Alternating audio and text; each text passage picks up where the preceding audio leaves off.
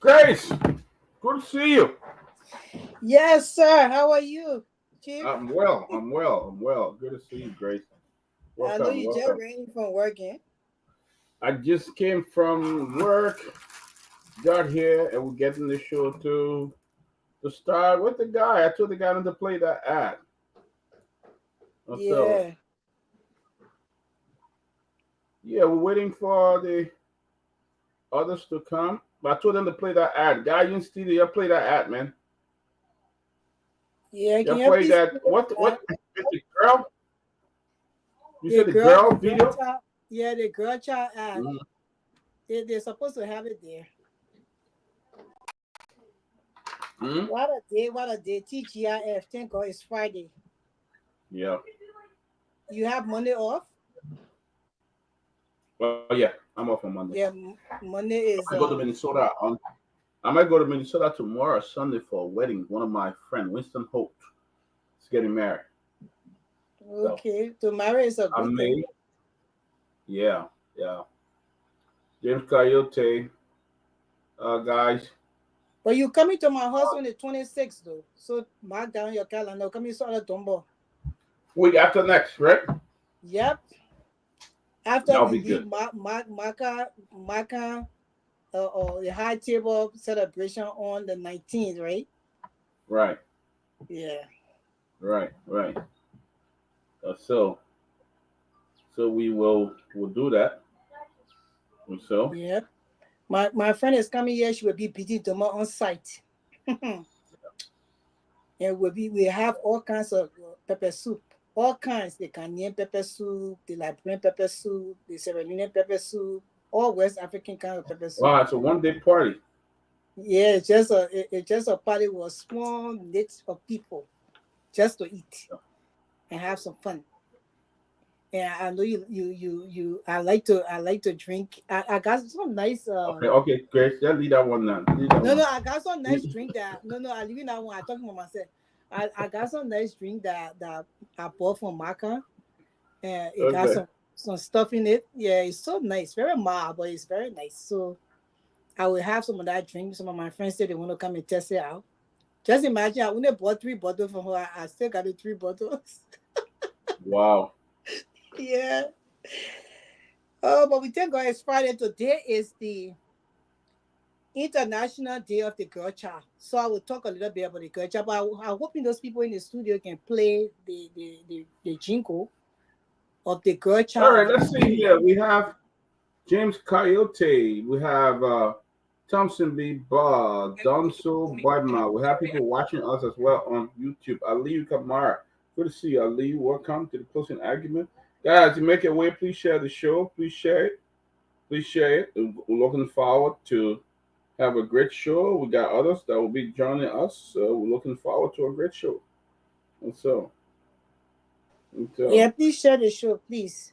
When you come on, at least if you can share the show to 3 different platforms, that would be a help. It means that you did yeah, your part. yeah, let's do that.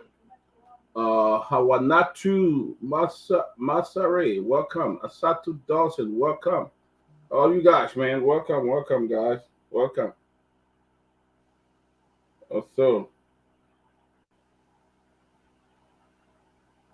so, welcome. I heard there's a breaking news, great. I heard that the Liberia permanent representative to the United Nations has resigned. Sarah Fania, I don't know, Sarah Branel Fania. They said she has resigned as the Yeah, permanent I rep. heard the same thing. Wow, But isn't it wow. strange that a lot of people resigning from Waka government? Well, people maybe they actually resign too, though. I think the president leaves Yeah, tomorrow for Italy. but the You thing is know? that if you resign, doesn't mean that it means that the public don't know whether they ask you. It means that you resign on your own will, because when people resign, it means that they did it of their own will. So even if the president asks you, you ask the president to fire you instead of resigning. So I don't know, you know. Yeah, So if he's telling you to resign, you resign. The joke is on you. Yeah, if you don't yeah, want to resign, you have to stand your ground and say, you know what, Mr. President, I don't want to resign. You can fire me. So because yeah, before you fire a person at a job, you have to have something called the just cause clause. There's 7 tests for the just cause clause. So the person, you have to go through that 7 tests and make sure everything is clear for you to fire them, so your name can be out there that you fire them for no reason. So if the president forcing you to resign, mean that he has nothing to fire you on, and you choose to take that bail, you take the bail, people know you resign. So we don't know whether the president told you to resign. We don't care because you resign. So it's on you. Right. Good to see you guys. Good to see you, Lofa Julius. Good to see you. Who's the other person? Who's in the back there? It's Moses, Steve Bowley. All right, Moses. Good to see you. Good to see you. Welcome. Welcome, guys. Share the show. Share the show as you make your way. Share the show. Also.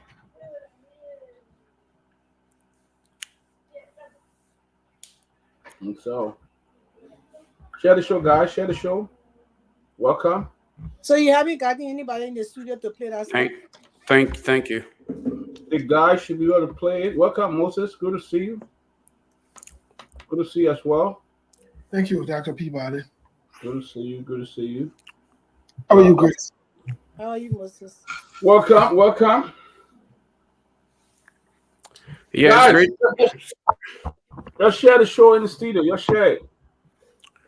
It's great to be on here. Unfortunately, I probably won't be on too long, but great to be on here. Great to see everybody.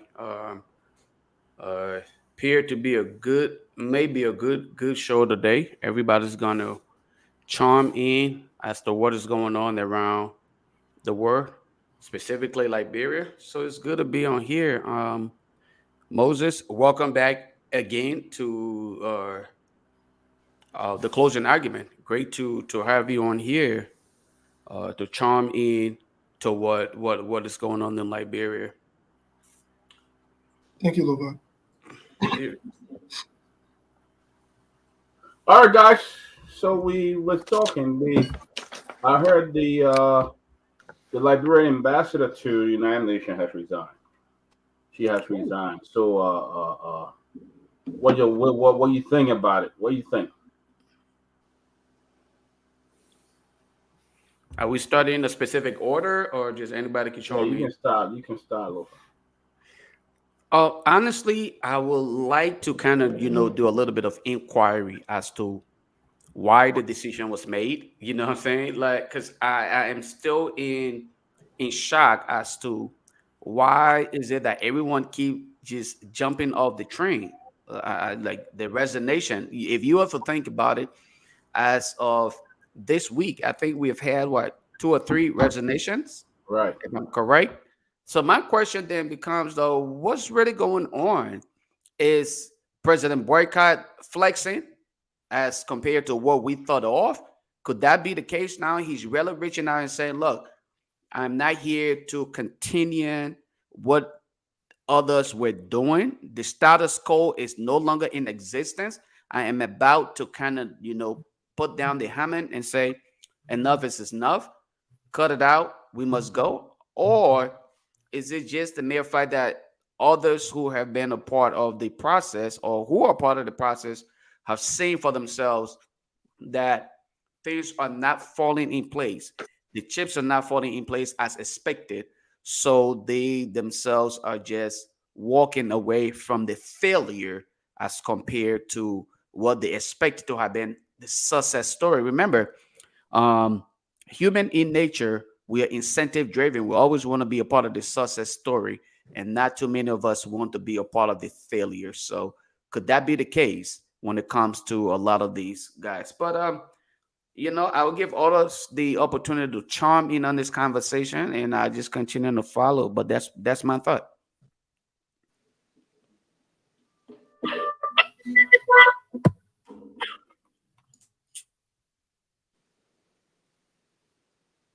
Moses, you can come in because when you're done now, we'll talk about the girl child a little bit. Oh, okay, great. Thank you. It's cool to be here today. As always, every time we have the opportunity to show up somewhere, we'll always. I always go with the team that the Liberian women are the most beautiful women on earth. As evidenced by that, my sister Grace is very beautiful, along with all the other Liberian women. That is a fact. And nobody can debate, not even Dr. Peabody can debate that because he already knows what time it is. But, the issue of resignation can be looked at in two different ways, in my view. The first way I'd like to look at it is there someone pushing the strings here? Because, mind you, Senator Darius DeLong had a post a few days ago while they were here in the U.S. that, basically he was sending a code that things are going to shape up. Things are going to change. So the first thing that comes to mind is the Senate or the rescue senators, are they the ones that are running the show? That's the first concern I have. If they are the ones running the show, then what happened to the president that was elected? So you have two different branches of government here colluding, which the Constitution does not support. That in itself is a problem. It's troubling. It's very concerning. The second aspect of this also is, the resignation sends different signals because they're not just one resignation. We have to bear in mind that these are simultaneous resignations that have gone on. I think 2 or 3 within the span of 2-3 days. That's concerning. That's very, very concerning. But even as that, the bigger picture is this. If we claim in the case of Amin Moda to resign because of quote unquote the car issue, or what the president said that quote unquote he was insensitive, he didn't make the right decision, whatever it is, then the question that boils down is this. Why has Grace B not resigned? Why has Luther Tappet, the chairman, not resigned?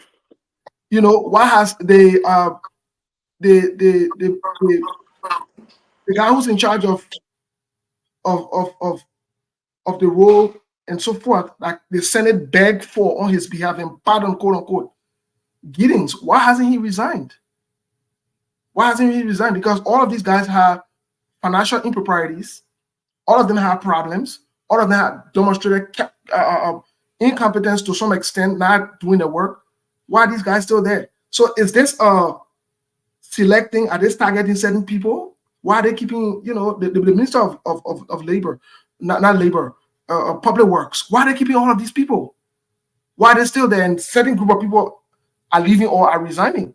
So if the United Party people want to take the credit and say Joseph Boakai is doing his job and he asked these guys to resign, why didn't he ask the other people to resign too? Why are they still there? So, these are questions that must be asked. These are serious concerns.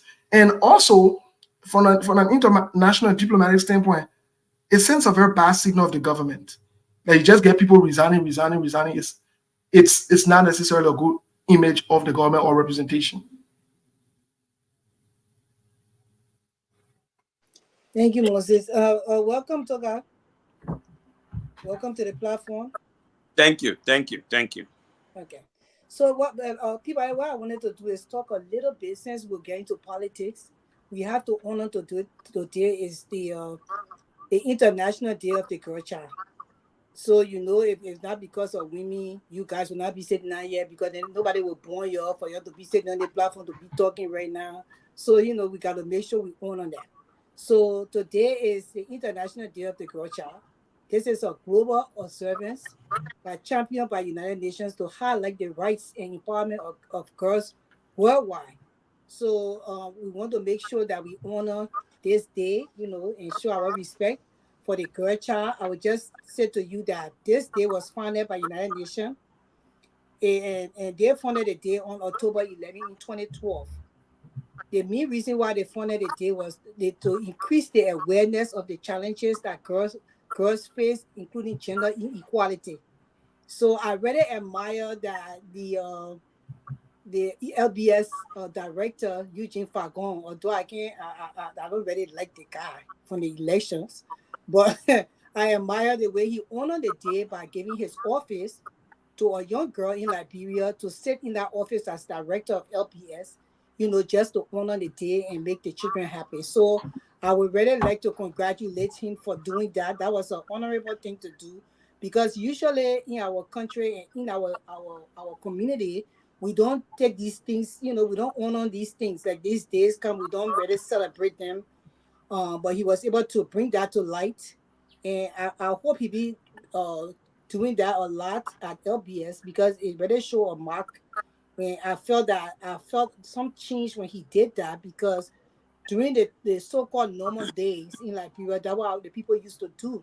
They used to make sure that they serve these kind of things that honor, you know, anything that is honorable to the world, including women equality and, you know, gender-based violence and stuff like that. It used to happen back in the day on another aspect. So he did that.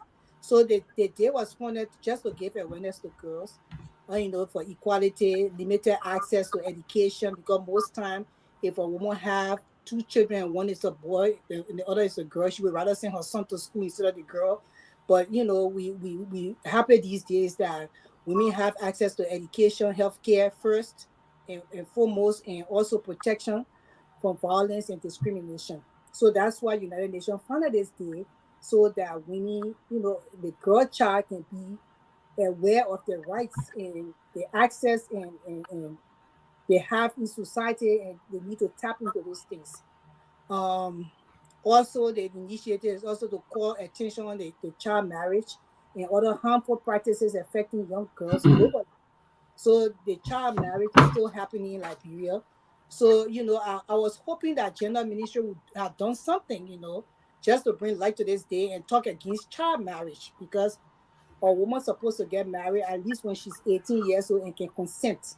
So the part where the women are now consenting to marriage and also female mutilation when they are underage, this day set aside to protect girls from all these things. So it would be nice for us to see our people in Liberia, especially those who are working in gender ministry and health and social welfare, to recognize these kind of days and do something in the country, you know, so that people can get awareness on these things. So we hope that hopefully next year, if they hear this, they can go ahead and do that, you know, for the girls. Um, and I don't know if anyone you want to tap into it, but the acronym for this day is HER, HER.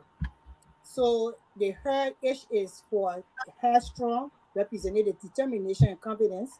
E for educated, signifying access to knowledge and learning. And R for resources, highlighting the ability to overcome challenges and make the best of all the opportunities that women are supposed to have in society.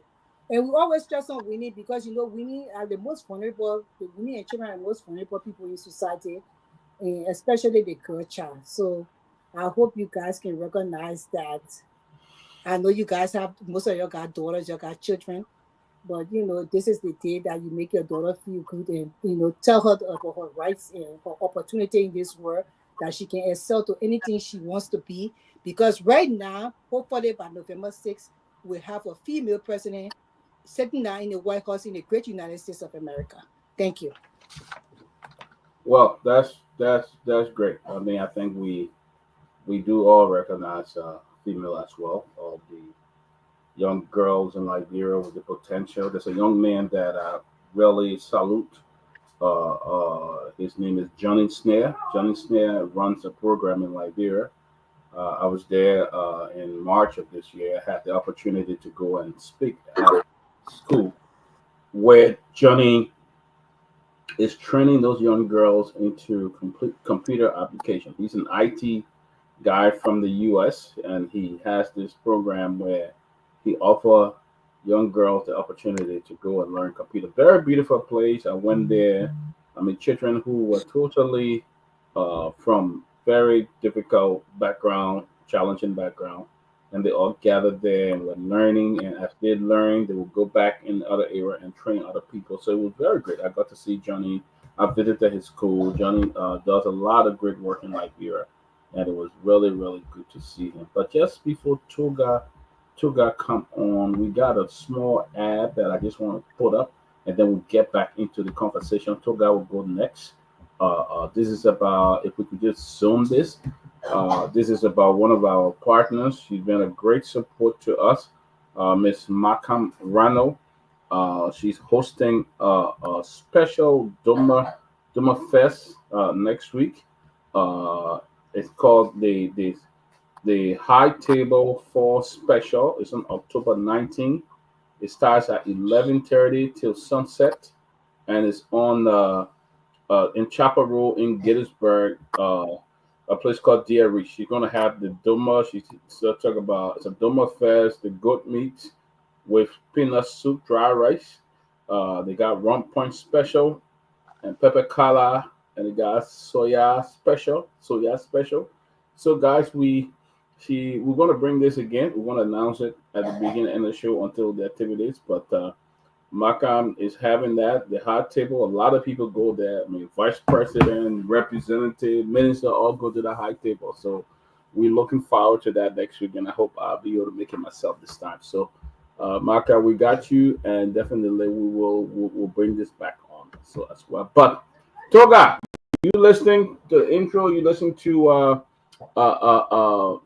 great something that is dear to her heart. I want you to touch on that before we get into the topic of the day, the people that are resigning all over the place here, from one end to another end, they're resigning, and all the I don't know that rescue or deliverer or what's going on.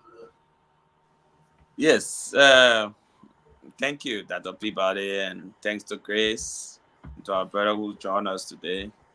I know others are coming on. I'm glad to be on the show, and of course, it's a good thing to celebrate girls and to celebrate women. I mean, even myself today, I did something very strange today in my house, and the folks were looking at me. I I was preparing my own food, for the first time in years, and they were asking. I was not telling them about the day of the girls' job, but I was telling them like, look, I'm about to go to school, and I know that going to school with me, I will have to be doing this for myself regularly. So I'm trying to practice. So they were laughing in the house like, man, they got been here for ages. He hasn't been able to do this for himself, but I was able to do that. But it's good. I think Pakon started a good format at the LBS, and it's welcoming. These women have continuously supported our endeavors in every way. And on a special day like this, I like to wish all of the young guys the best that they can offer. The world looks up to them. We celebrate them, and we look forward to more women getting into the limelight and not to be intimidated, to make sure that they can aspire for excellence. And some of us are always here and willing to support those causes to make sure that women can excel to the level that they desire.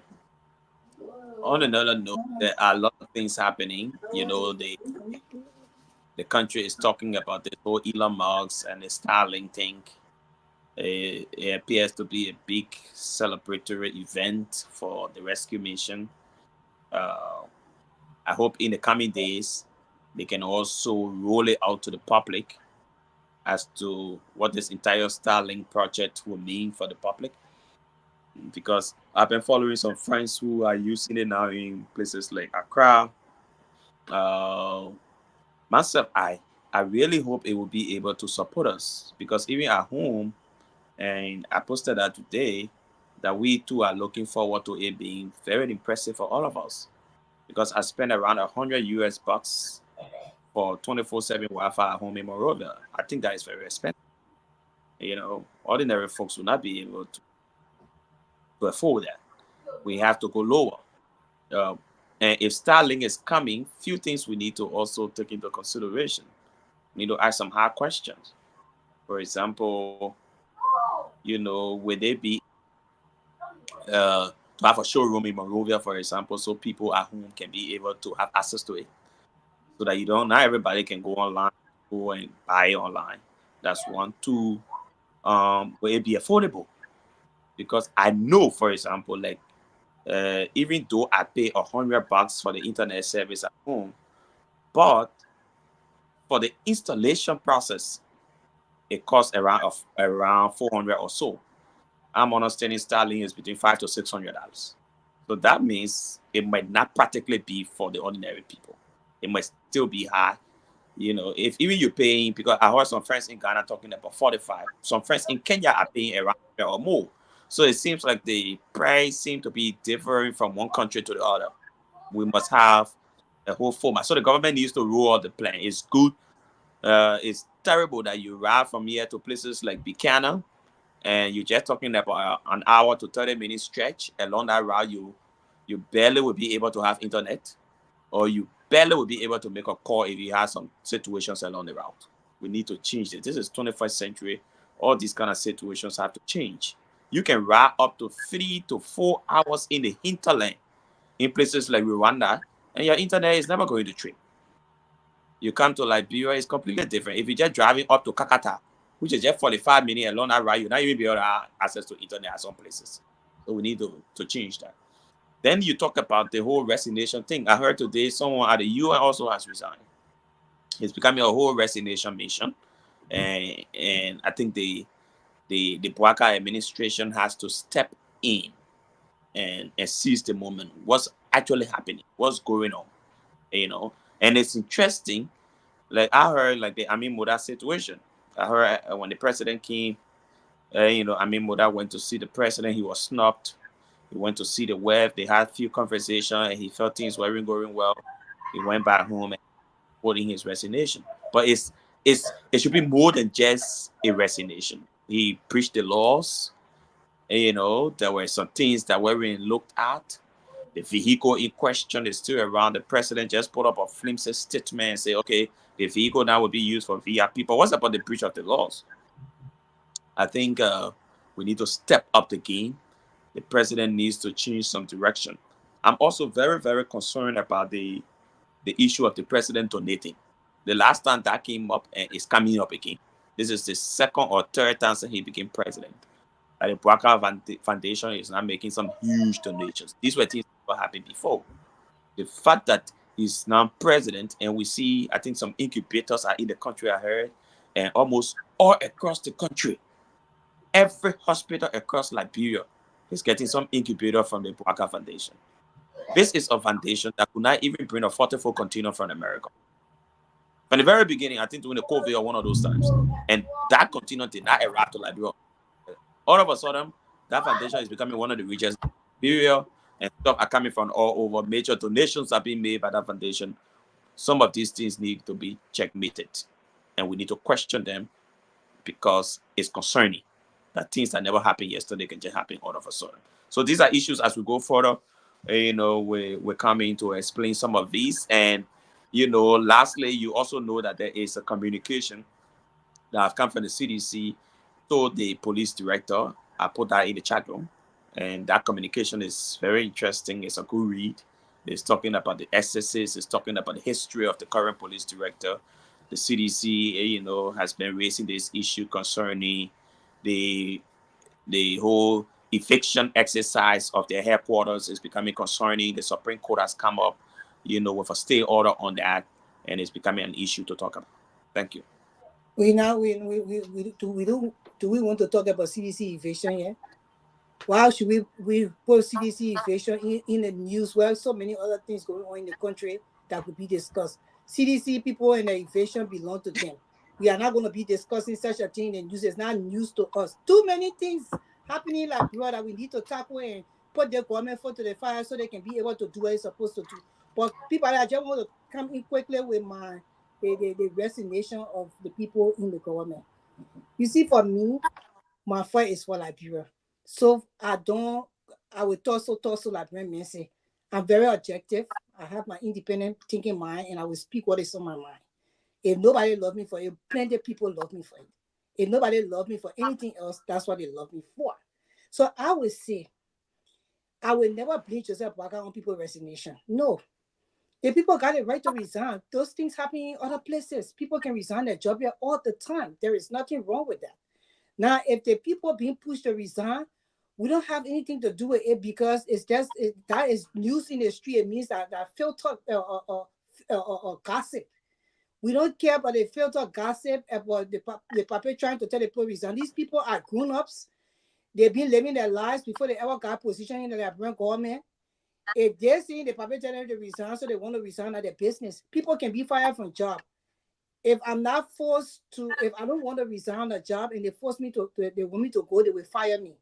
When I'm fired, I get a package or whatsoever a program set in place for the people that get fired on the job, whatsoever it is in Liberia, they go with that. If they have to go home with their hand empty, at least they'll say, you know what, I was working and they fire me from the job and tell people that they fire me because of this, that. But if you resign and use on the street that, oh, you know, they fired, they first meant to resign, I don't believe in that. I don't think so. Yeah, and these people that are having to resign, most of them already have stigma behind them with so many other things that were going on. And they resigned. The man who resigned from LDA, he said that the government was not helping him with anything much to fight the drug trafficking or whatsoever happening with the drug abuse in Liberia. So he decided to resign before the president would even remove him. So I don't think it's the government problem.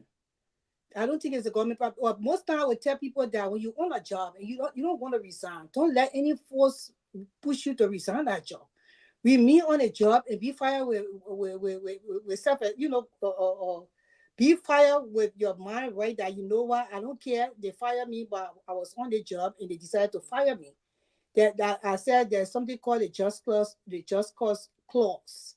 You know, people will say, oh, you know, that thing only happen in America. It could happen in Liberia. That's why you need to vote a representative. You continue voting UP and CZ. That's why you will not have rights in the country. But a just cause clause, it has 7 tests of just cause for a person to fire you. So one of them is, I will just go quickly. One of them is that they have to warn you, and there should be circumstances around your firing because of your conduct. And so you have to have a warning letter and all those kind of things. So if you see the president pushing people to resign and they buy into it, maybe they're paying them to resign. Because if you didn't do anything and all these clauses they have to go through before they fire you, then you will not have to leave a job because they will not have the morals to fire you in the first place. So that's where I'm coming from. I tired with the noise in the streets. So I will not even say so much about this, but you have to get properly investigated to be fired from a job. So push the people here to the fire for them to fire you. If they want to fire you, don't just resign your job. That's what I would say. Great. Moses, chairman here on I'm sure you've been listening.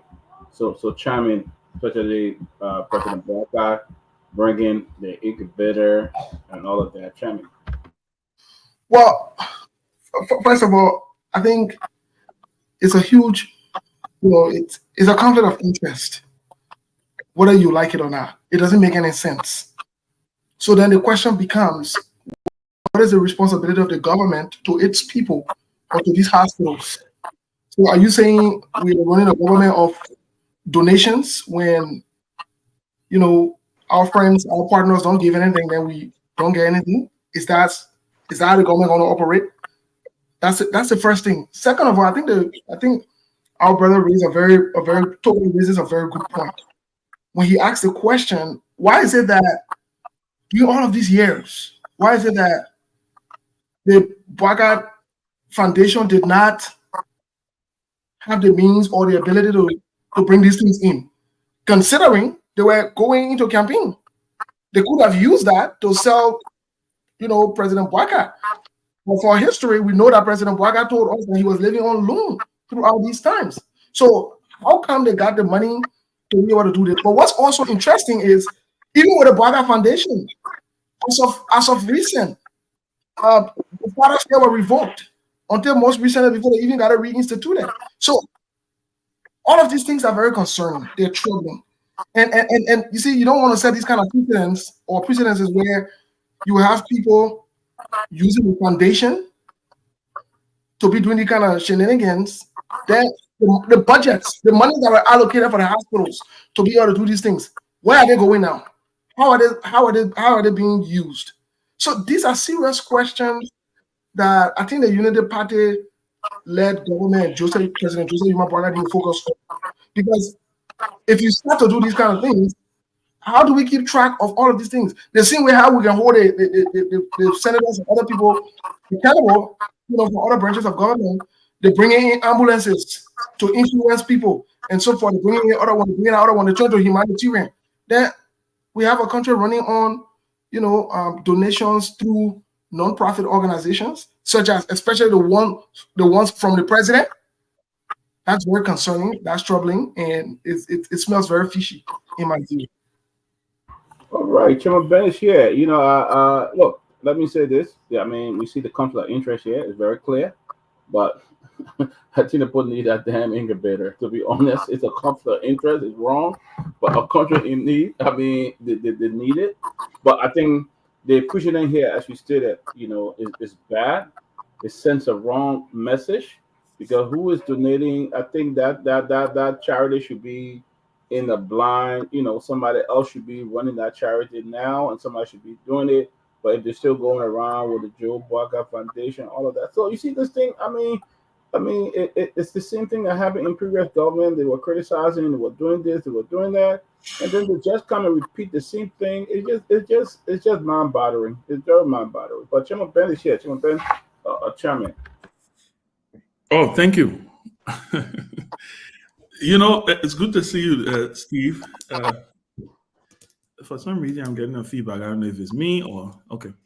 But so on the issue, again, I wasn't following 100%, but I know we're talking about the JMB. I did see it just now on Facebook that the JMB Foundation made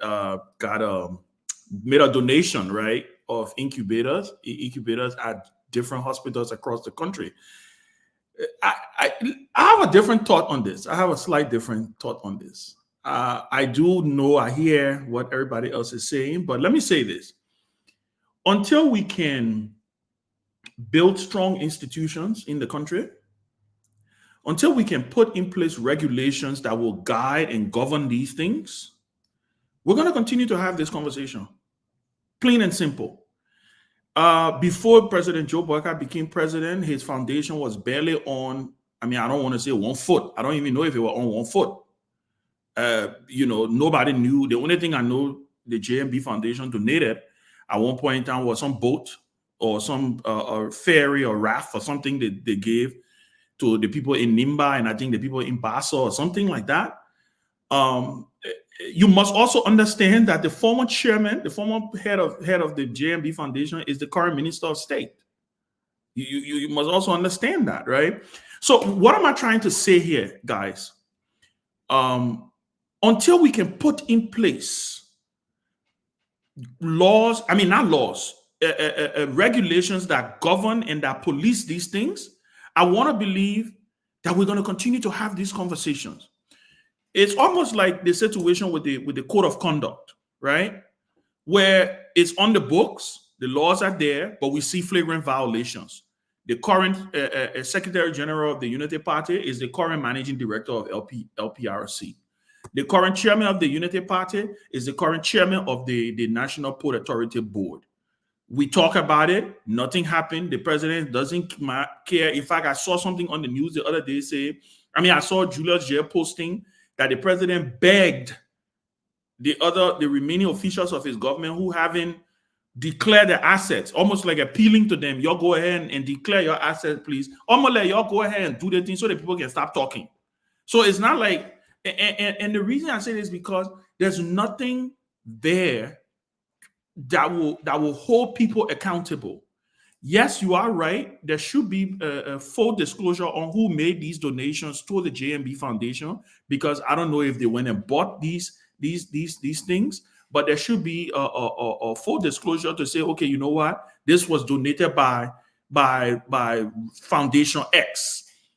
What is Foundation X? What is their interest in Liberia? What do they want? That is the reason why, and I will end on this for somebody else to come in. That is the reason why, guys, that it is important that people who are holding elected office in civilized and structured democracies with structured governments and governance in place, they don't open nonprofit foundations. They don't do that. You saw when Hillary Clinton became Secretary of State, she had to totally disassociate herself from her husband's foundation. And not only that, they had to make public all of their donors.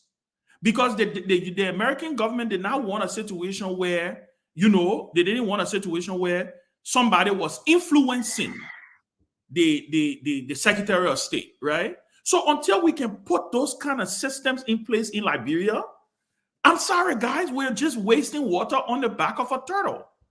It will continue to happen. You saw it during the Ellen Johnson Sirleaf years. They had a Sirleaf Market Fund. The George Weah years. They had the Weah Project, right? You had the Claire Hope Foundation. You had the Vice President Joa Starfish Foundation. Until we can put now you into the JMB, you got a JMB Foundation. I'm sure they got a Kehleboe Gongloe Foundation. Until we can put in place guardrails that will protect or mandate officials against this kind of thing, we will continue to have this conversation, and it will just be an exercise in fruition. That's just my initial thought on it. And how can we welcome Chichu to the platform? How can we put a guardrail in place when the Liberian people? I wrote an article today in Smart News Media newspaper online, so go check it out. How can we? Of course, I mean I deserve that. No, you can do that. At least. Yeah, at least. So how can we put guidelines in place for these things to happen? Go and read the article I wrote. When people keep on voting the two same party into power over and again, these parties are like an abused husband. He flock you, then he come by, he beg you. At the end of the day, you take him by in the why gotta be with the husband? Why gotta be with the husband? Why is he flock? So say either or. Don't say with the husband. But most of the time, majority of the cases are the men can be the abusers. So he comes and he does all the whipping and stuff. He come back, he beg you, you take him back. Then he come back and do the same old thing. Waste their years. Then you spend 10 years in the marriage. You know, waste your time for that 10 years. Then you can't find nobody now that had going with the two parties. Until Liberians can change their direction, I will sit here on the platform until 2029. I will continue to say it. Until if I stay until 2029, you know, until I will, you know, it depends. But until Liberians can change their direction into a whole new direction and a whole new group of people that will put the system in place for these things to happen over again and again, these people will destroy the future of they will destroy the future of our future generation of children. So this is I listened to Barker's speech, the last speech that he gave. They probably was saying, oh, you know, I came here and it's not easy. And in Laboratory, he said, oh, you know, it's not easy. Government, it's not easy to deal with, and the system is not there. I was like, oh, how the Papa can say the system is not there when you work in the system for 40 years? What transformation did you make in the capacities that you work in? And you were one of the highest in government for 12 years. What did you do to change the system for it to work, for whatsoever is supposed to happen to be happening, for the country to move forward? Liberians, you open your eyes. So you did not read my article. Go and read my article. I read the article. I read it until I cried. I was reading them. I said I cried because this is what's happening to our people who are in the game. And we'll continue to sit here and speak about it. We'll tell you about it. Some of y'all will say all kinds of things. I don't give a hang what you say about me. As you can see me, I'm a beautiful woman. I got my act together. So I don't care. Chichu, you can come in.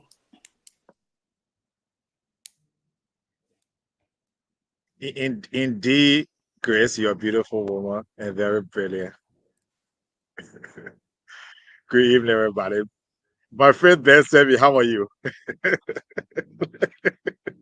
What I like about Ben is, no matter how you go out, the guy is such a gentleman.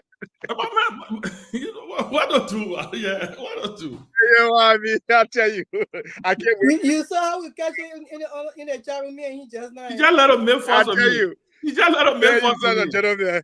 Sometimes I can bear you to the point where you'd ask me to be again. She just let him make fun of me, not my Grace. Now I told her that she was missing me to come on the platform. I hear that. Yeah. He fun me for nothing. Good to see you guys. Happy Friday to everybody. And good evening to the people of Liberia. And I agree with you guys about setting up charities and while you're working in government or while you're serving in government. That started, as you rightly said, during the early administration, where they set up all these different charities, just a way to centrifuge money into their own private accounts and, take the responsibility from doing the work of the government, channeling it through their friends and their family members and all that. It's illegal. It's wrong and it needs to stop. Even building schools. I'm not saying that people shouldn't invest, go to the country and try to do things to help the people. I'm not against that. Charity is good. You're always going to need charity. But people who are serving in government, like representatives and, ministers and presidents and so forth. First of all, as a president, you have an enormous, you're being paid 24 hours a day, 7 days a week. You don't have a break. So every time you take from your job to do your private foundation, you owe the Liberian people. So, you're stealing from the Liberian people because you're taking the time. That's why they give you $500,000 bulletproof car. When you travel, they put you in 5-star hotel. They pay for your food. They pay for all these things. And the only thing that people ask of you, do your job. Serve the people. Follow the law. And even for them to even do their own job, you lead your job as a president. Like you said, we got barrels. We got dirty cities. You even finish appointing people here. You stay waiting for appointments. 10 months into the government, right? The educational system is a mess. The healthcare system is a mess. Then you say you lead out when you go do charity now. You go do Broadcast Foundation or you go do, mismatch. Sitting where we are. They pay you all the money here to go sing song. Now you're not president no more. We don't hear song. We don't see dancing Buka anymore. That way you're supposed to be dancing every day. Go whole concert, dance, make your song. When you're president, your job is all these things I mentioned, healthcare, education. There's so much work to do to the point that you don't even have time to do, private foundation or all that kind of stuff.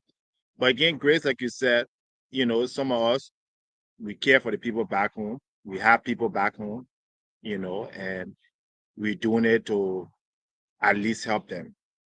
But at some point, we all will get tired. At some point, we all will get tired, and you the one got to take your own fight. People come on this show here, they spend hours when they're supposed to be with their family or doing something important, and then you take it, you dare criticizing us, you dare making noise, when we're just trying to advocate for the right thing. Everybody here trying, no matter how a person can be described, I'm sure all of us want to see a better life. I'm sure, I don't think, Togar or Grace or Ben do not want to see a country where Ben can go, even if he's not in government, he can take that big SUV and drive on a nice road. He can leave in the evening, take his wife out to dinner, thereby funding somebody's business. And that person can get money to send the children to good school. They can get health care. Somebody can get. That's what we're doing this for. And so we're not against any particular person or any particular party or any particular stuff. We just want a better society. I know, even if I go home and nothing, I want to be able to go in the night. I won't be in my hallway, iron bar all over the place. I'm scared to even leave from my house to go drink coffee. What kind of country is that? You go to other African country, people can stay out at 3 o'clock, 4 o'clock in the morning. Where in Africa, Togo, Ghana, all the places. Your own country, you live in a prison. Then you say you get government. Then you say you get law and order. So, it's Friday. We just, from what I see, we'll just keep talking and we'll do our part. But the people in Liberia, especially the young people, I feel sorry for them. If you're a young man in Liberia, especially the men, the boys, Togar then got an education, they can work to UN, they can hustle around. But if you're just in school, you're 25 years old. When you finish even the university, before I say, even a job comes, before you can apply to make money to feed your family, to start your own family, you got to take your life seriously because or else you'll be 40, 50 years old with nothing and nobody will feel sorry for you. So take on the mentor, do your little advocacy, go or encourage your friends, speak about these things that are wrong.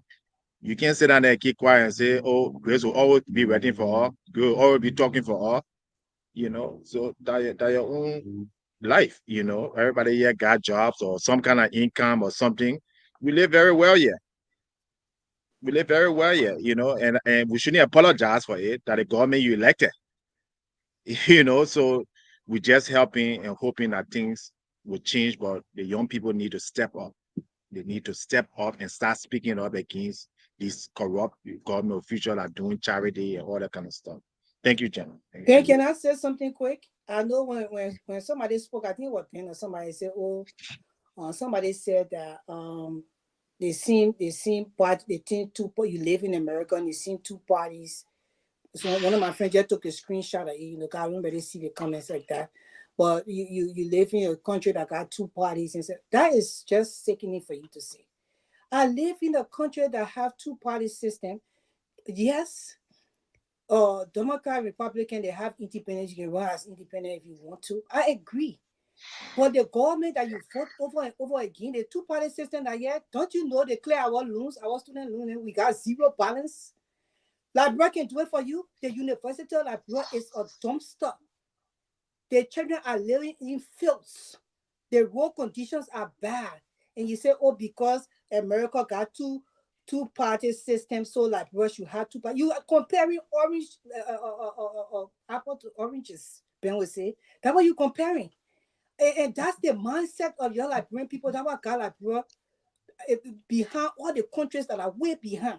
That's what got Liberia behind all the countries that are way behind.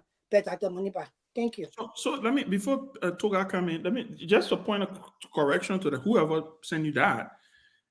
America is not a two-party nation.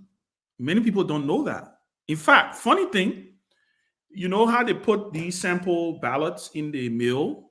Before election, the people can be putting sample ballots that will be showing different things. So I went to Walgreens to get something the other day, and this lady, I guess she's a social worker, she was passing around sample ballots. Like how you can show people how to vote in Liberia. They got the same thing here, right?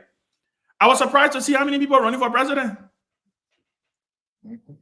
It's not on a Democrat and Republican. In fact, I think that ballot somewhere here. I will find it just now. When I finish talking, I will tell you how many mail-in ballots. Thank you very much, Mensa. It's called mail-in ballots. They have. Cornel West is running for president. How many people knew Cornel West? And one of Kennedy brothers too. No, he dropped out. He endorsed, Robert Kennedy. He endorsed Trump, right? But the reason I say that is because, and this is I wanted to lead me to something, right? The Green Party candidate Jill Stein is on the ballot. Cornel West. Now there are two major parties in America, right? Who have won elections over and over and over and over and over and over. And guess what? As a result of some of these smaller parties, like the Green Party, you've seen the Democrats maybe lose election because of these smaller parties, because sometimes these people tend to take support from some of these big parties, especially if it's a very close election, right? So that was one of the reasons why you saw many Democrats were upset with somebody like Robert Kennedy, who were running because they were like, he may harm the chances of the Democrat in some of these swing states that the race would be extremely, extremely close, because some of these races, they are determined by 10,000 votes. You saw the Hillary and Trump election. Most of the states that he won, 20-something thousand votes, 30-something thousand votes. And these small parties have the capacity to be able to swing some of these, some of the numbers in the favor. And I say this to say, when I talk about guardrails, for me, and this is where me and my dear Gracie Grace have a slight divergence, right? Mm-hmm. It's not necessarily the CDC and the Unity Party are made of Liberians. They are nothing without the people in those parties, right? So it's not their name. It's necessarily the people in the party, the leaders in the party. Grace, you could get elected as a representative for CDC. It depends on what you're going to do. It depends on how you're going to lead, right? So the reason I always say that is to say, who told you? Look at what happened to the New York governor, Grace. I mean, the New York mayor. The mayor of New York. What is the difference between that man, right, and a corrupt politician in Africa? is that there are guardrails here. There are guardrails here. You know what our man has been charged for? The exact same thing Jeremiah Kunde, the exact same thing all the other people have done. You remember when President Weah said, my friend give me private jet to ride? Mm-hmm. That's what they penalizing him for. He's been charged because he got what did he mean? Free tickets to travel on Turkish Airlines. And he traveled on Turkish Airlines many times. Many times. So why am I saying this? He's a Democrat. But does it mean that because he's a Democrat, everybody in the Democratic Party corrupt? No. So until we can institute guardrails in Liberia, now I agree with you on one point though. How do we institute those guardrails is the question that we probably need to answer, because it will take men and women of fortitude, men and women of spine to come in and say, you know what? Let me do away with all of these things. But let me tell you what eventually happens in Liberia.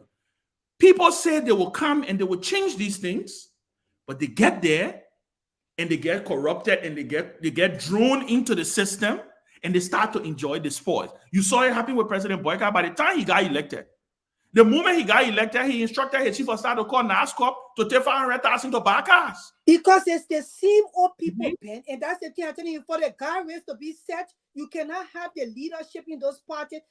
But I'm not. You see, that's what I'm saying. I'm not disagreeing. I'm not disagreeing with you on the fact that there are bad leaders. What I'm saying is, you can have CDC and UP as the two major parties in Liberia. You can have them if leaders in those parties will institute the changes and follow through with the laws that are on the book. I just gave you an example. That's not going to happen, my brother. I just gave you an example of the code of conduct. It's not going to happen, Ben. Let me just tell you, it's not going to happen because the leadership in those parties, they are poor leadership, and they are not willing to turn over this leadership position into to other people to be able to carry the mantle. They still want to remain there until they get old and crusty and rusty. And that's the reason why right now we have an almost 80-year-old president, because you are not willing to give that up and put a young boy and say, let me put your hand up because maybe you will make the difference. Ellie Johnson government was the most educated, corrupt government of all times in Liberia. They were so corrupt until they knew how to cook the books. That UP. George Weah government was the most incompetent government and corrupt government of all times. That CDC. They will come back to Joseph Boakai again. UP. Joseph Boakai government right now is the most scammy government of all times and very corrupt. So are we going to be recycling people over and over? That's my question. Are we going to do it? Because in Liberia, we cannot change that line demarcation you want to draw. It cannot happen within those parts. We have to trust a new set of people to come in for Liberia to get a fresh start. It cannot be with these two parties. Thank you, Grace. We're going to get Alex. Thank you for coming. Yes. So thank you. As somebody from the ground, I would say to you clearly, it's still going to take this country some generations to erase the history of the two political parties. All right? There's a young guy who is doing very well in Ghana at the moment. My friend, Nana yeah, the young guy, right? He's a personal friend of mine, Nana Bidiako. He's the new force. Oh, really? Right? Guy? That's my personal friend. I have, in fact, I just spoke to him 2 days ago. He's talking about the new force, right? He's talking about the guy for the new force. Yeah, Nana Bidiako. I took that guy to Liberia. Oh, really? I came to power. Imagine. This guy, from what I followed from Accra, the guy is freaking rich. The guy is an intellectual par excellence. He understands from day one what he wants to do for the country. But this country is tied between NDC and NPP. Yep. And the people will tell you that these two political parties have been around for the last 30 years or more. And they will tell you that The tribal. Exactly. They are all aligned to some tribe or to some region. It takes you generation to break that. It's not going to happen because we sit on one podcast every day and talk about that. It's not going to happen like that. These people wake up every morning. It's almost like us. Like almost 90 to 95% of my family come from the Baptist religion. We're born in it and raised in it. You can't change us. You can't wake up tomorrow morning and say why somebody from my family must not be a Baptist. They must be an Episcopalian or be a Catholic. It's not possible. I went to a Catholic school, whatever, but I was born and raised in a Baptist church. Yeah, it's not the same thing, my brother. It's almost the same. It's like a religion. It's like a religion, Grace. I've been around. I'm getting a feedback. Somebody. Yeah, I know. You gotta mute yourself. CDC, for example, as young as CDC, but they've been around for the last 20 plus years. I didn't know that until the whole party headquarters saga started, and I started getting to realize that since 2004, 2003, the CDC were already over there. People talking about 20 years plus now of the CDC. Most of the people, even what you're talking now about, it's just like, normally you don't hear about the U.S. government or the U.S. election going into second round or so. But many of the people that even run into our elections here, they all running because most of the time they're waiting for a second round to link up to somebody so they can get something. Most of the people that run here, the reason you don't see it much in America because it's almost like a one-shot deal. But for here, so do you many people can be waiting for the slaughter movement so they can join one of the serious parties into the second. Today, check around you. Check around you. The guy who came there in the election is now the poll chair for Togar. Most of the former presidential candidates are currently working in the government. So it was basically about the movement. It's not going to. If even your political institution did not align with one of these political parties, it's because the bargaining chip, they did not accept or something. But they all went to one of these political parties to decide what will happen in the second round. There is not one political party in the country that went quietly after the first one to say, I won't be involved again in the second round and leaving. They all interacted except something they went for did not work in their favor. It's going to be like that for generations. And we have to understand that. For us to think that the political class here is going to want to just sway away from the CDC and the Unity Party and go elsewhere, that's not going to happen now. Especially when these parties have sat down, they won election, they raised serious money, they've made a lot of influential people. Look at Sylvester Pewee when he just arrived to the country a few days ago. He's still a need to talk about in our politics. He would have never been a theme of concentration had he not been in one of the parties. Seriously. My dear parties came and went. NDPL came, they went. Two parties came, the CDC will go. They've seen people in the parties, they will join the new parties and they will run with it because their children are suffering, their children are dying from common diseases that they're not supposed to die for. So the same people that are in those parties, when they push come to shove, they will join the new movement and they will move away from the party. You can say that to the people the people, for example, the people, for example, in the Southeast. How do you convince a man in the Southeast who know that job we are from a region? How do you convince that man that you got to do with your children, your grandchildren, your stepchildren? That man not even thinking about that thing. That man does not see that argument. What that man sees in the Southeast is that is our son. He's from this region. He's from one of us. We got to support him. They see what we Bwaka in Lofa. The people in Lofa don't care. In fact, in the last election, when you heard Eugene Nambwe talk about 14-1 in 2017, that the CDC won the UP 14-1, the one county that stood by Bwaka was Lofa. He won over 90% of the votes there. They didn't care whether he carried road there. They didn't care whether he built homes there. Went to school. They didn't care whether the children went to no, the issue was he's one of them. So Togar, I want Robert to come in, and I mean it's a free flow Friday, so we're having a general conversation about trending issues. We started with the JMB Foundation thing. For me, and like I said, that's why I have a little divergence of opinion with Grace, because I do believe, except, and I think 2029, let's see what happens. But the way it appears to look in 2029, we may have a situation where if President Boakai decides that he wants to run for re-election, guess what? He can run for re-election. Former President Wiyak too can decide that he wants to run for re-election. He can run for re-election, right? So the reason I bring this up, Robert, because I want you to chime in on this. Like Togar said, most of these things. The thing about, look, I've worked with the CDC. I supported the CDC in the second round, and I know the CDC is more than just a political party. I mean, it's almost like for them, it's a way of life, right? When you see how committed they are to their movement. The problem, and like I said to Grace, Robert, leaders are a reflection of the people. Committed to the movement and hungry. Yeah, but so that's what I'm saying. Leaders are a reflection of the people, right? The people who are leading Liberia are not from Mars. They're not from space.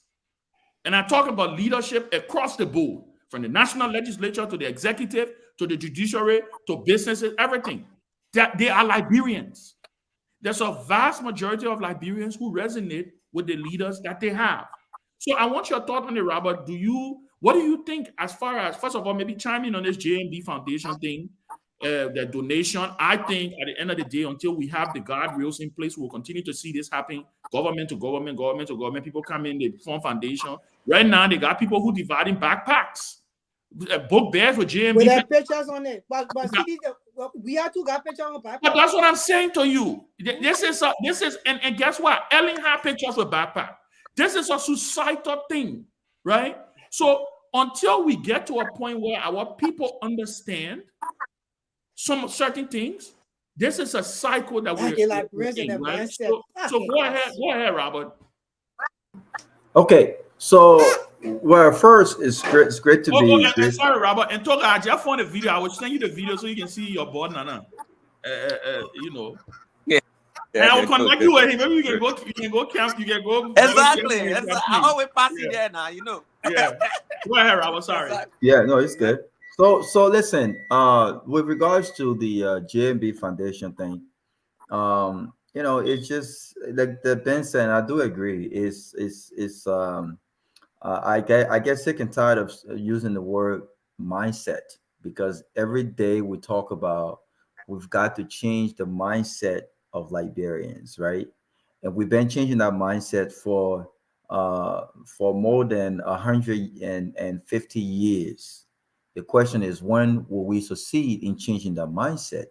And what have we done that hasn't worked? And what can we do now that will work, right? In changing that mindset. It's a complex discussion. And the more you think about it, the more headache you actually get, right? But the reality here is political influence is important in that society. And I've quickly realized that sometimes to make some significant changes, sometimes, yes, you have to be a rebel, you have to be radical, but you have to know people. You have to know people. And I don't care what kind of money you have. I don't care how educated you are. You have to know people, and knowing people somehow means you have to know the people who are in control of the system, regardless of how bad they are, right? And this is just the reality.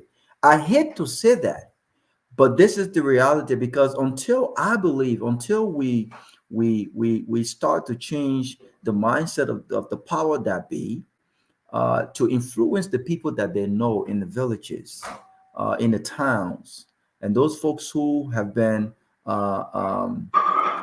brainwashed to think a certain way, we go nowhere with this discussion. So the foundation donation, you know, why is the president even, you know, why are we even talking about Joseph Boakai Foundation? That Joseph Boakai Foundation should be low key at this point. And if I were Joseph Boakai, as president of Liberia, I would be advocating for any discussion with regards to the foundation to not even be a national headline, because it speaks to what we've all talked about. Will we be look, I've never heard of Joseph Boakai Foundation in the last 6 years under George Weah. Rabo, 1 minute, please. I'm gonna call you up. You said the Boakai Foundation should be low key.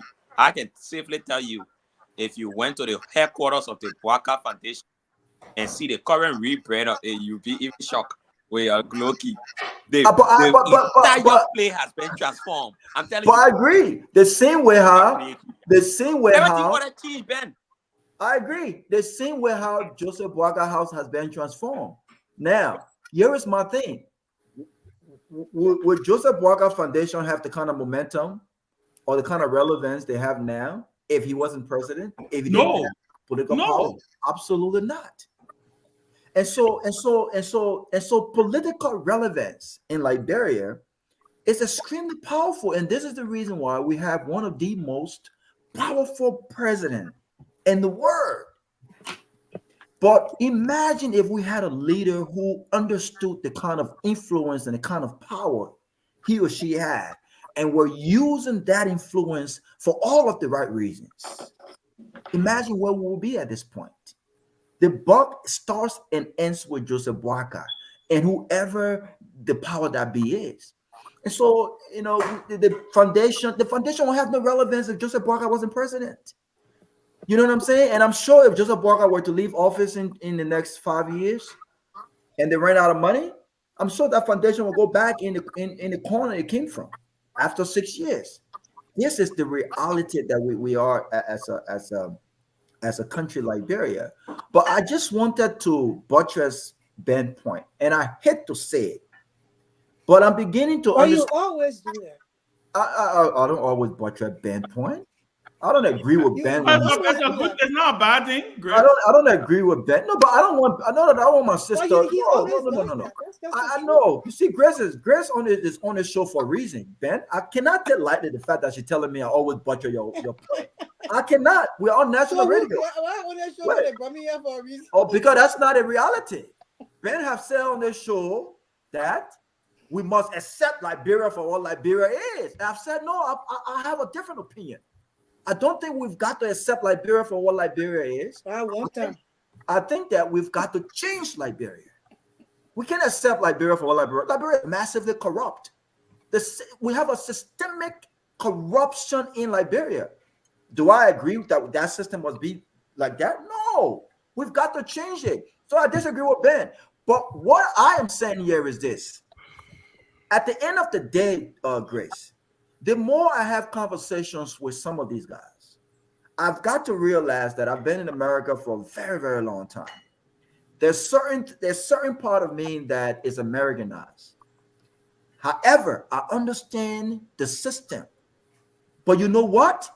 When you get to Liberia, there are certain principles that you've got to uphold that will never be compromised.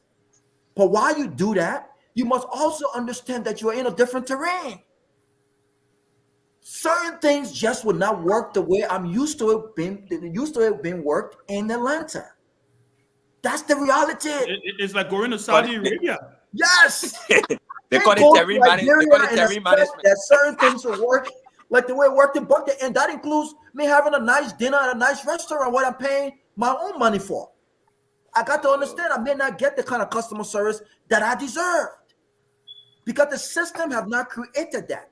The system have not prioritized that. So how do we go about changing that system?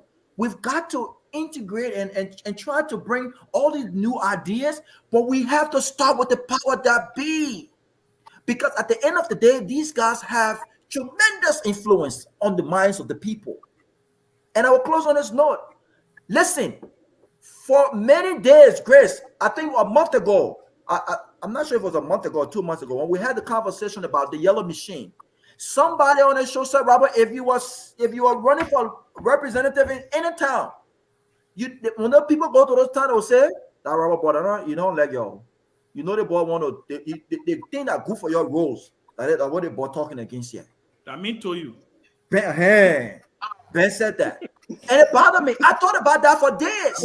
I told you. I thought about that for days. But the reality here is, the people will not understand the perspective that I'm speaking from. I'm not speaking against the acquiring of yellow machine. I'm speaking on the illegal process of that. And when you encourage that, you encourage this corruption. But the people will not understand that from an intellectual perspective. So how do we go about this kind of discussion? Do I sit down and compromise me not speaking out? Or do I have a different strategy of expressing that disagreement.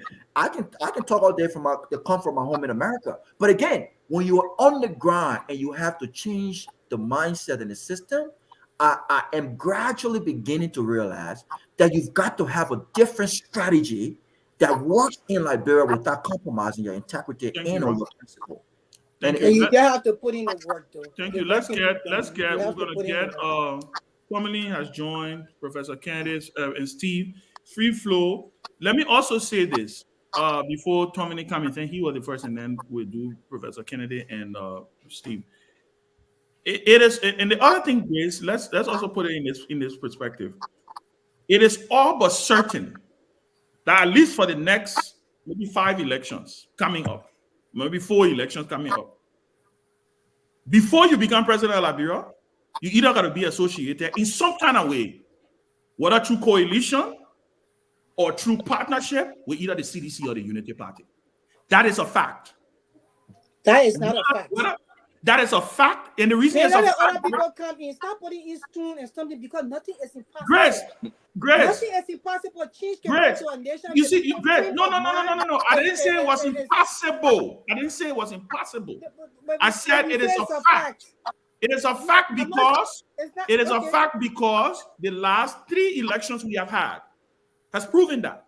So I just want to make it clear that again, like I said you got to join CDC. I said for you to be president of Liberia, you must either form a coalition or a partnership with either the Unity Party or with the CDC.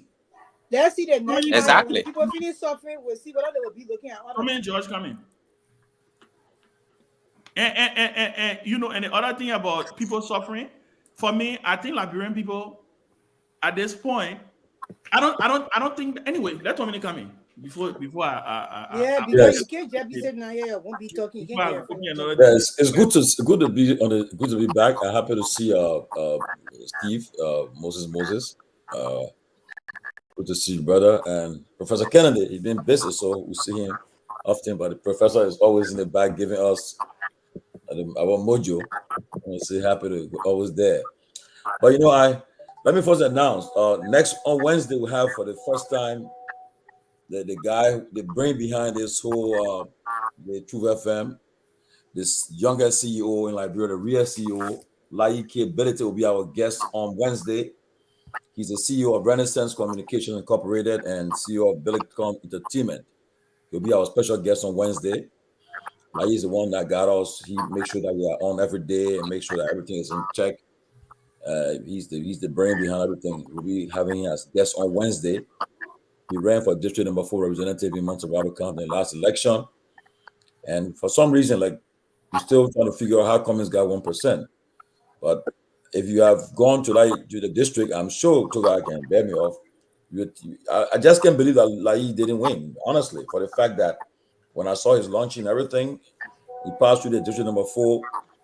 But again, that election in Liberia, we got to find out what happened in that election. Until we can find out the election was what happened, that 2020 election before we go to 2029. We got to find out what happened. There's no way Appleton should have become third place. There's no way. Something happened. We got to find out what happened. And we'll find out. Trust me. We'll come to people. And then reliable sources have it that there are several resignations that are pending. I just got information as I was coming. The ambassador to the UN, when President Burger came to the UN, something happened there. And I heard it before that Sarah Fayine, even though we were appointed by President Weah, but something happened there and they didn't go too well. And reliable sources have it that these people will be resigning in the coming, I don't know how long, but I already started to see it. They had Amin Modad, Abraham Kroman from LDA, the police director Coleman, one George Marshall, Assistant Minister of State, Christopher Peter, the officer in charge at the DA, he already resigned. We're then getting some public works, Prince Tama, and these are people that they say they'll be resigning in the coming days. We're trying to find out. Maybe Togar can dig behind it as a journalist and find out. Togar, one of the best investigative journalists in our country, so I'm sure you will be able to give us updates on this thing. But Togar, that's why we're getting, these are, and already some people in the news already resigned. So already gone already. Yeah, so I will give it some of the credence because people already start resigning. But But I have a question. Abraham Kroma, how can he resign when he's already there? He's suspended. He's not fired, so he can resign. So he can, but they said the president not bringing in. You brought it But this and said the yeah, president not but bringing well, I said, but he haven't been official yet, so that means he can resign Okay. before it happens. So yeah, and the other guy named resign. So, but we followed this development, and the president, I think he leave of Italy tomorrow, I think, or the weekend, Italy for the FAO conference, I think. But we'll watch what's happening because Liberia is in a serious situation right now, and but one thing I'm proud of, some people have mixed feelings about it. The launch of the Starlink by the LTA, I think it's a good thing. I don't know how we don't want to see the roadmap, but I think the LTA boss said he'll be making his appearance here when he sometime next week to help us to understand where they are going. So we want to see what happens. Well, it's a good thing for us, especially y'all who need technology in the area. But all of us here, I know, if once you're working right now, you get you access to some computer. You no more writing manually in this country. As a young working, but if you're working for yourself at home, you have some access to computer. So it's good that Liberia is moving towards that end. But besides that, look, let's continue to see what happened. The country has been rescued, and somehow the rescue people, then all of them fighting each other now. So, but we'll continue to we'll continue to do our part. So, guys, I mean, go ahead, you Togar. know, yeah. So when I raised it the other time earlier on, I mean, Chris was saying, "Oh, we don't need to talk about it," but there is a developing issue. Is the whole eviction exercise at the CDC headquarters, and it's taking a new dimension. First of all, the police asked the CDC to a meeting through council, I think Johnny Momo or some Johnny, so that the owners of the property and the CDC could have met. While that was ongoing, there was another court injunction on the process. This is a developing story because the last time there were some attempts at the CDC headquarters, how chaotic it became. Maria was at a standstill for hours, I think from 5 in the morning all the way to 3 o'clock. And this issue is developing again. Now the CDC has done a communication and sent to the police director, very demeaning one. That communication is in the chat room, where the CDC is making some serious accusation against the police chief. This is very, very concerning. In fact, the police chief, one of your boys on one of the posts I made today was saying the police is even still contemplating on moving in. The owners of the property want their property. The CDC is saying it is easier to remove Bwaka than to remove them from the CDC headquarters. So it's a very serious issue. I hope we all can look at that communication, because one way or the other, this is going to be a serious issue that will affect not just the CDC or people in that vicinity. It's something that will affect the entire country. The last time, the economy went dry for hours because of an issue between the CDC and the government. So when these issues are developing, it's not ordinary. You got to be able to look into the future and say, okay, it's like trouble coming. So it's something I really thought that we could look at the letter and see reason to talk about it and see what comes out of it. Thank you too much. Maybe Grace got her own opinion about it. I have my own opinion. I've been saying it's not important to talk about, but Grace got to understand, first of all, when the economy gets at a standstill, it affects everybody. Even if you were doing your small business here, where you can sell your goat and your sheep and your animal here, you'll not be able to work for a day when they play here in trouble, Grace. You have to understand that. So you might take it ordinary. No, the CDC issue might not make it an issue. And they. In fact, there's one citizen who posted today and said that place will look like Gaza and Lebanon. Nobody, it will be an uninhabited place for the next decade. If so the what police you ever saying, to move in. Togar, And least we forget, before I end on this topic, let's also know that there was another blockade again today, I think today or so, at the B Mountain area. There have been this whole hulu ballet in the B Mountain area where I think 3 persons lost their lives. Today there was another happening there again where the people went on the rampage. They have, roadblocks and all of that, and said the company is not living up to what the company promised the community. So there's still trouble in the Cape Mount area regarding B Mountain. I just wanted to raise all of those issues so we know where we start from. Well, if I can respond to this whole thing with the CDC thing, and then I will just rest my case. Before I go there, I would say that I would tell Togar, Liberia don't have to copycat to any other country. Liberia is a country, it's a sovereign nation by itself. Things happen in different countries in different ways. Liberians are going through a lot of disdain. They are hungry. They turn to beggars because of the environment. And the two parties have not created the environment for our people to be able to live the right. So the people will make up their mind come 2029 when they have suffered and they know that the last 10 years or 12 years straight, they have not seen anything for their children's future. Some of them dying in the process. They will make up their mind to change their direction. It doesn't take that much for people to get fed up. So, I will not keep on arguing with you people and then Tomalin inside and say, oh, something wrong with that election. They say, Tomalin, what the same people that saw on the platform and told me, say, the election was never rigged. We had a whole 30-minute back and forth. Oh, no, it never happened that way. The election was fair. Now he the person said something was wrong with the election. So I'm glad that he came to that conclusion that something was wrong with the election. But when it comes to CDC, the law has to be followed. CDC, if they want to create their own country in Liberia, they can go and find a land and create a country there for them to be there. Although they are Liberians, we are not going to allow them to sit here and let them take over the country because of somebody's property. The people rented the place to them. Their time is over. In any other country, it happens. The people say, we took you to court. We don't want you to be on our property anymore. The law took its course, although they have most of them in the justice system. The people still want the case. Leave the people property. It's just the right thing to do. So I don't think we should take it for another. So they will go and bring all the people that are very less basic to come to somebody's property and disturb the entire country because they were giving an eviction notice and they refused to abide by the law. It's not fair to the Liberians. It's not fair to the people of the country that are trying to survive, can hardly get food to eat, for the country to be at a standstill because they told a group of people to leave a property that is not theirs. Now we need to put on his big boy transit and tell his people to stop that, and he need to remove that party headquarters to the 19 or 25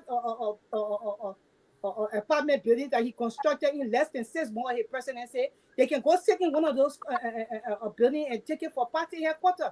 They cannot take people personal property and force themselves into it. And that's just it. So we're not going to make this a news. That's why the platform for too many people dying like today is the International Day of the Gay Child. We're supposed to be talking about that, and talking against rape and domestic violence. Instead of coming to make issue of we are party headquarters, the people say move from the party headquarters. Move your people from the party headquarters. That's the right thing to do. But before the professor come in, let me say this. Don't forget, you have a Supreme Court. You have a country of laws, right? The Supreme Court issues a stay order. It's the highest court in the land. And we said we want democracy. The Supreme Court issue a stay order that all issues concerning the CDC headquarters should go back to the status quo ante. Let it wait for the law. And CDC is the main opposition party in the country. So, and we can't, that's how the country is today. You may not like it, but that's reality. That's what happening. So, and the Supreme Court, that we all say Liberia wants democracy.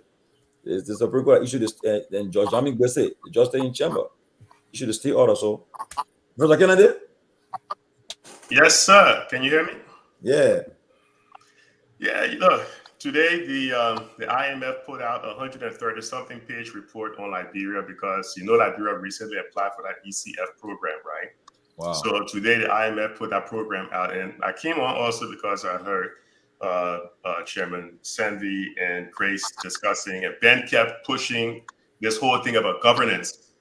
And Ben is absolutely correct because in that report, the IMF mentioned about 70 instances of governance. And a lot of it had to do with the fact that Liberia just doesn't have good governance.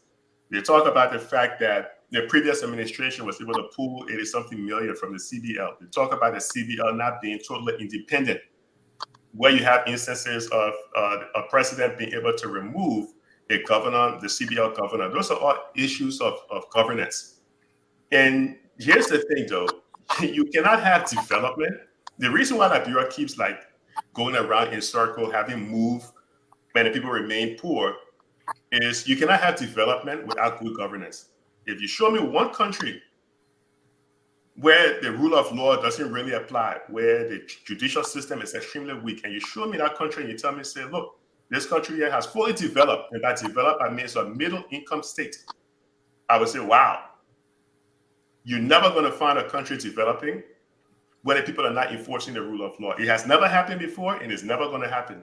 So you need good governance. So when Ben kept repeating governance, and governance has to do with people abiding by the rule of law, people playing by the rules.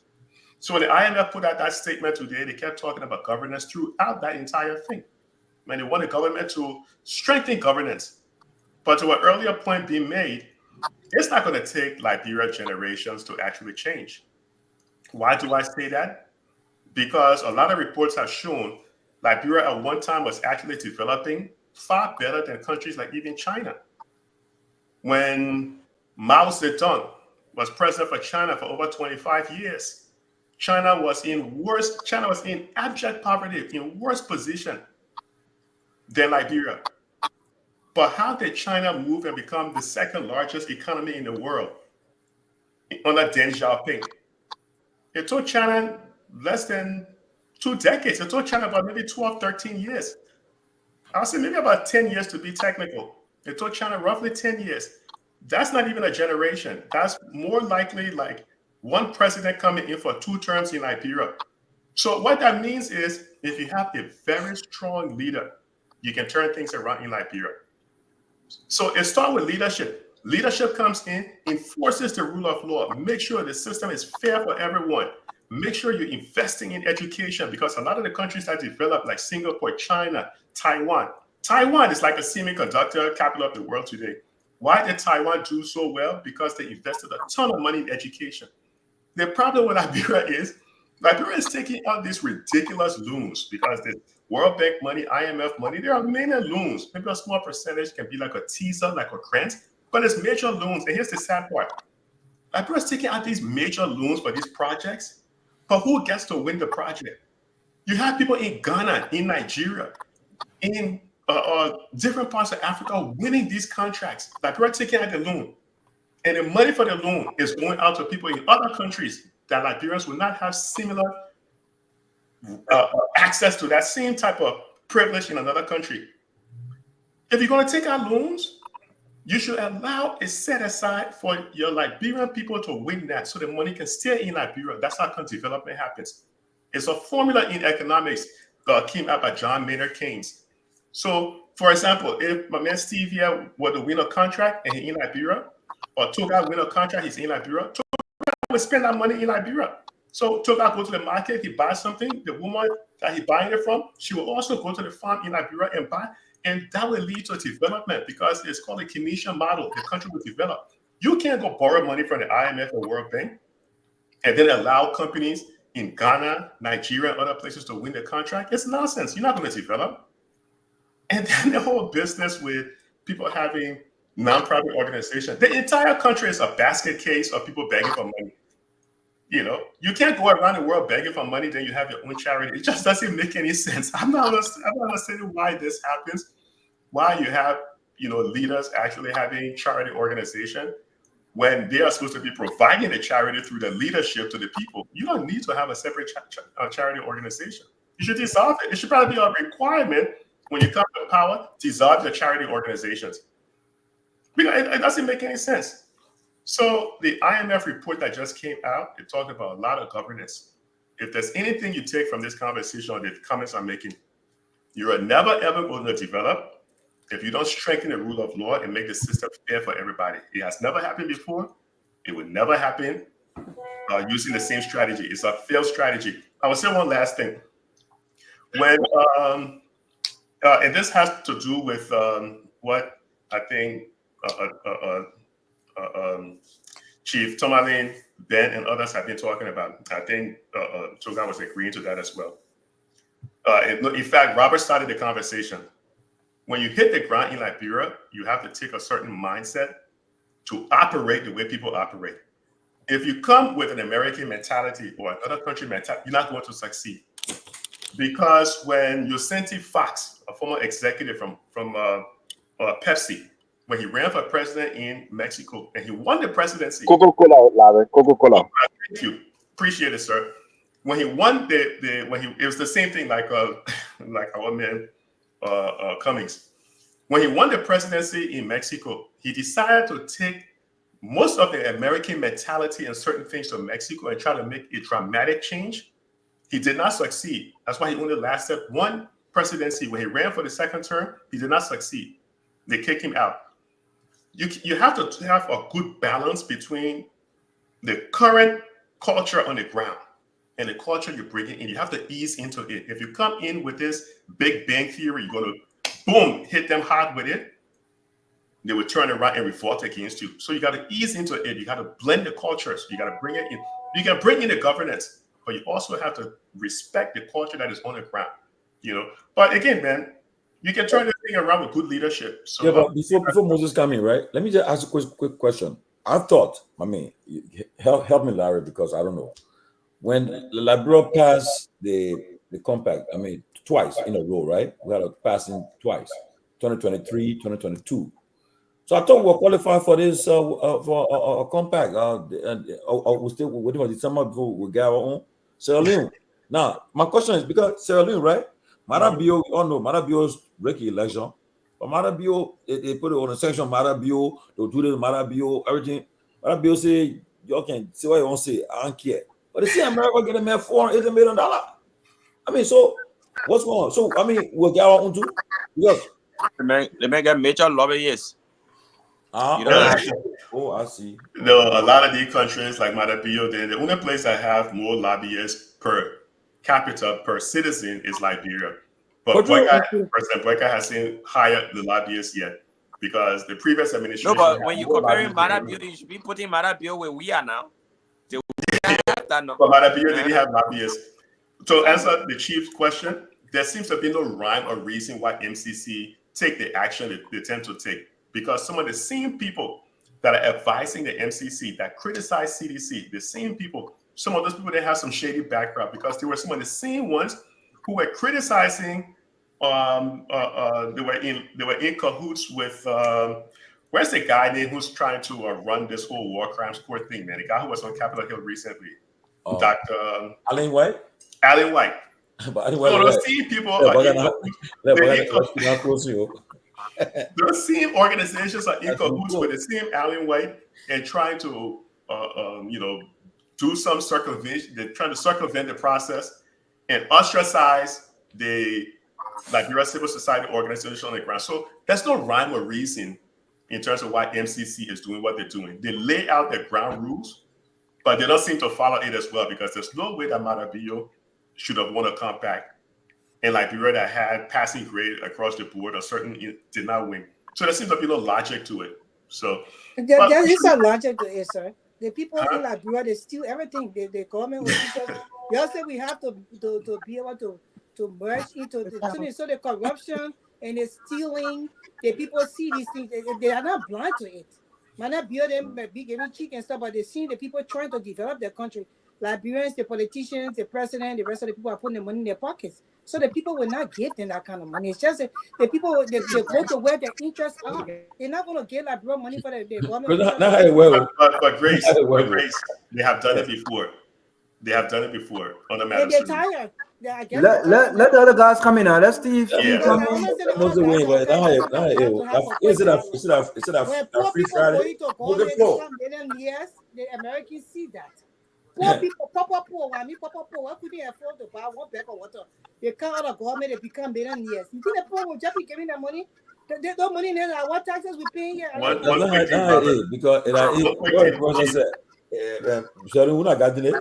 They made regular election. Everybody knows regular election, but it's still that's different. But let Steve, the guy, let other people come in now. Let Steve come in. Other people waiting. Yeah, real quick. So a new proceeding better than Liberia. So the people will look at Liberia. What they will look at Sierra Leone before they look at Liberia. You're going. Your government right now, they are scammers. The last one, they were incompetent and very corrupt. So therefore, it's not going to happen. One thing quick, Grace. So what Grace is just saying is in the IMF report that the people are sick and tired of Liberia, and the amount of grants Liberia have been receiving has fallen over the years. So what she's saying is actually in the report that the people are sick and tired of just giving money and loans to Liberia. That doesn't seem to be producing anything. So yeah, Robert, to your point, I'll give it back to Chief so we can share the microphone. All right, Steve. I think Steve come in and then Chuchu, I guess. Thank you, Robert. Thanks to everyone. I think this is a good conversation. And I think, as interesting as it sounds, I think one of the biggest problems we have is we think, and sometimes we believe we have to assimilate to the culture on the ground, when the people are actually looking up to us to show them a new way. The people in the diaspora count on us a lot. Let me say back home, we in the diaspora. I say this to say that even if you go back in the history, in most cases, even from biblical times, it took the people who went into exile to come back to make that impact and that change. And one of the problems I've had personally with most of us who want to see a better Liberia is at some point we compromise. At some point we throw in the towel. And that is a problem, because I have seen from all evidences that Liberian people actually want change. The actual Liberian person want change. But there has been two things that happened. The first time I saw Liberian people want to change for true is see how Yeke opposed the past government. See how he became popular by saying the truth. Whether you like his choices of words or not, it's up to you.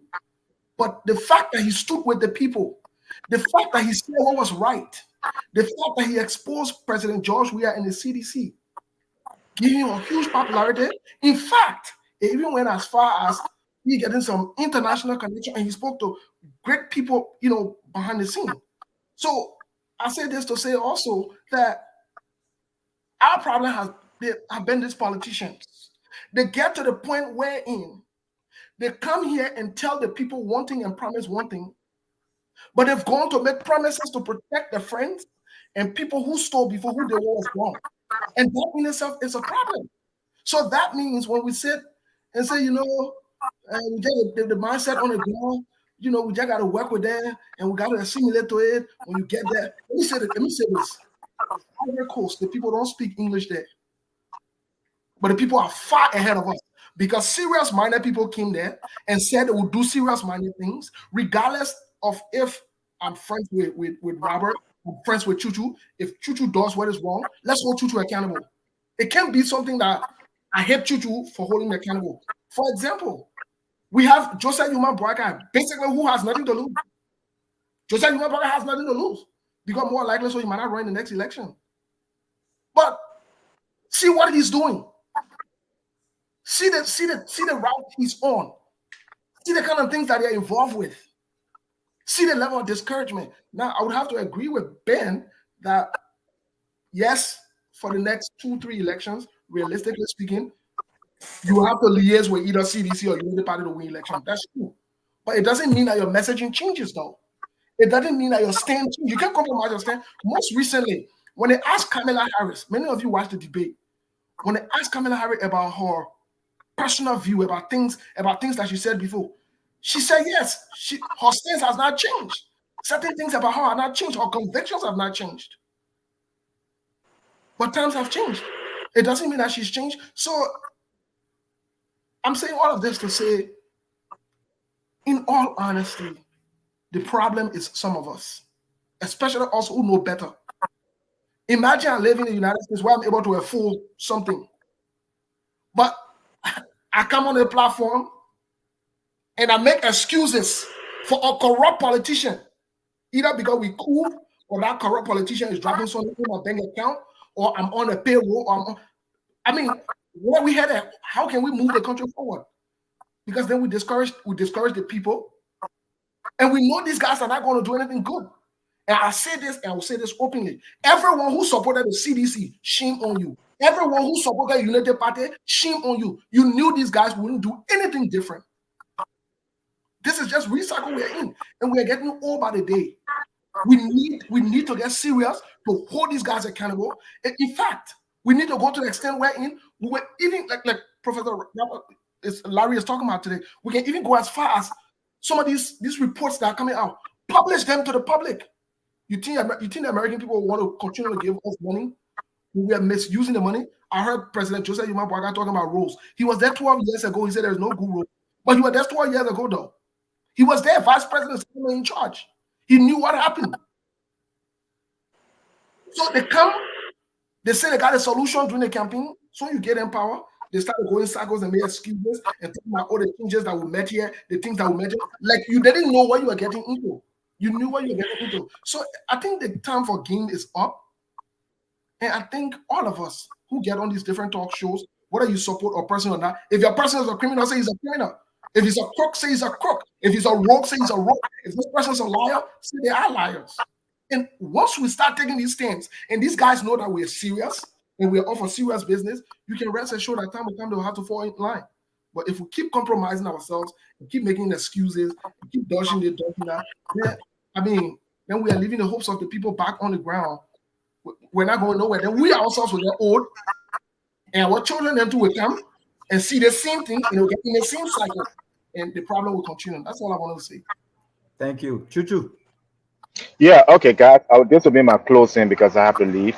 But I think, Steve, you said a lot of good things. It was wonderful to be on your show. I hope I come back.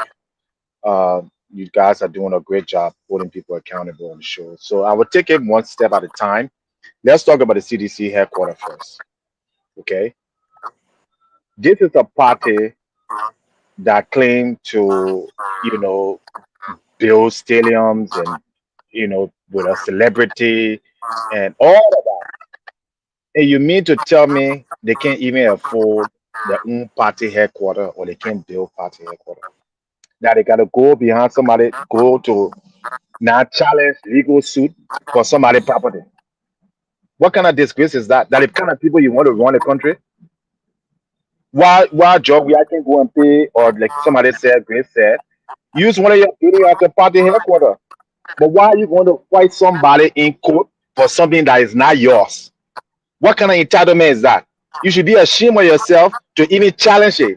Is it your building? No. The person doesn't want you in your building. Why are you fighting them legally? You see, that's some of the problems. So when I say, and then you have innocent young people falling there and talking, but you're going to go die for stupidness. You're going to go there and go riot so that Samuel Twe and John Weah, who benefited from the party, they didn't buy a party, they're not using their own house or they're not using their own money, they're going to send you. So when I be calling people superstition, that somebody there. If that was your party money that build the building, then you got a key. Get the help from the people property. They don't want you there. Move. You should be ashamed to even say that you're going to court. You won't go to Supreme Court. Is that how you get your own property? So that's the first case. I like Garguah Coma, but I support him only 1 year. Get them all of the people property. They ain't got nothing to do with law and order yet. It's not yours. Stop taking people things. You were there for 6 years. So as 100% support the Togar administration and Garguah Coma and get the F all of that place as soon as possible. It's not. It doesn't belong to them. Let them go to John Weah House, Samuel Twe House. So that we let address that. Like I said, we got to talk so, and we got to talk so. We're not for nobody. We're not against anybody, but right must be right. Secondly, my brother Ben always had this idea. You're not right. You're not right on that subject in the first place. It's not their property. You can't fight. You cannot fight for what is not yours. Have you read extensively on the subject?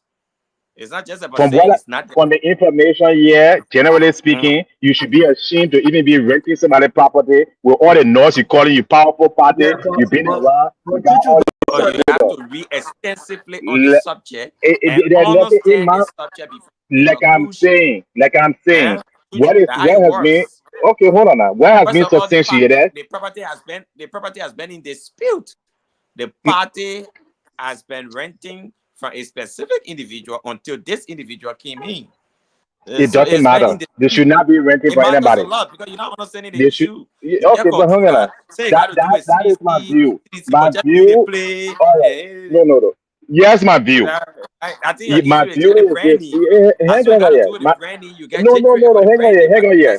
Yes, So you no, don't yes. you What don't have time it to was. rationalize, to But analyze Togar, it. You get let nothing. him No, finish. Togar, let him okay. finish. Let him finish. All right. If Alice Jones comes and rent for your party to rent a building for you, and you say it's the building in the street belong to somebody, I will go somewhere else. Okay? End of story. The point here is Yeah, but all the if Ellis noise you Jones make. is Hold on here. renting, if The Ellis point here Jones you is renting made. a property Hold on here. and Ellis The Jones court is has paying all already. his The bills court on has time, already. I don't think The a court. landlord can just come No, and no, no, remove no, it. no, no. The Right? court has Ellis Jones. already ruled Ellis on Jones. it. The court. Ellis Jones. Yeah. Ellis Jones. You guys, let me finish my If you're point. renting a property in America, you pay all Party. your dues on time. Somebody can Mm. come and just remove you from the property tomorrow morning because it's for them. There's no evidence or any payment. The court has already Well, you ruled. no What they're evidence. going through is appeal. The court Ellis has Jones, already ruled against them. because Ellis Jones, you don't Is that understand the true? issue. Now I'm understanding. They have the court now rule that they should leave the place. Oh Again, man, that's what the law why says. you think the C court will be putting stay order on Yeah, the but the eviction? point I'm making now, if the court has already ruled against it, why are you even going to another court? But court are one institution, so it tells you that No, the well, same I mean, you don't institution respect the is rule of law. supporting. You think all the cases in America you're gonna go to the Supreme Court? When they rule against you, you sound enough to say, you know what, we are wrong. The court rule. Why are you wasting the Supreme Court and like people money time? You think they got better things to think about than Garguah case or CDC case?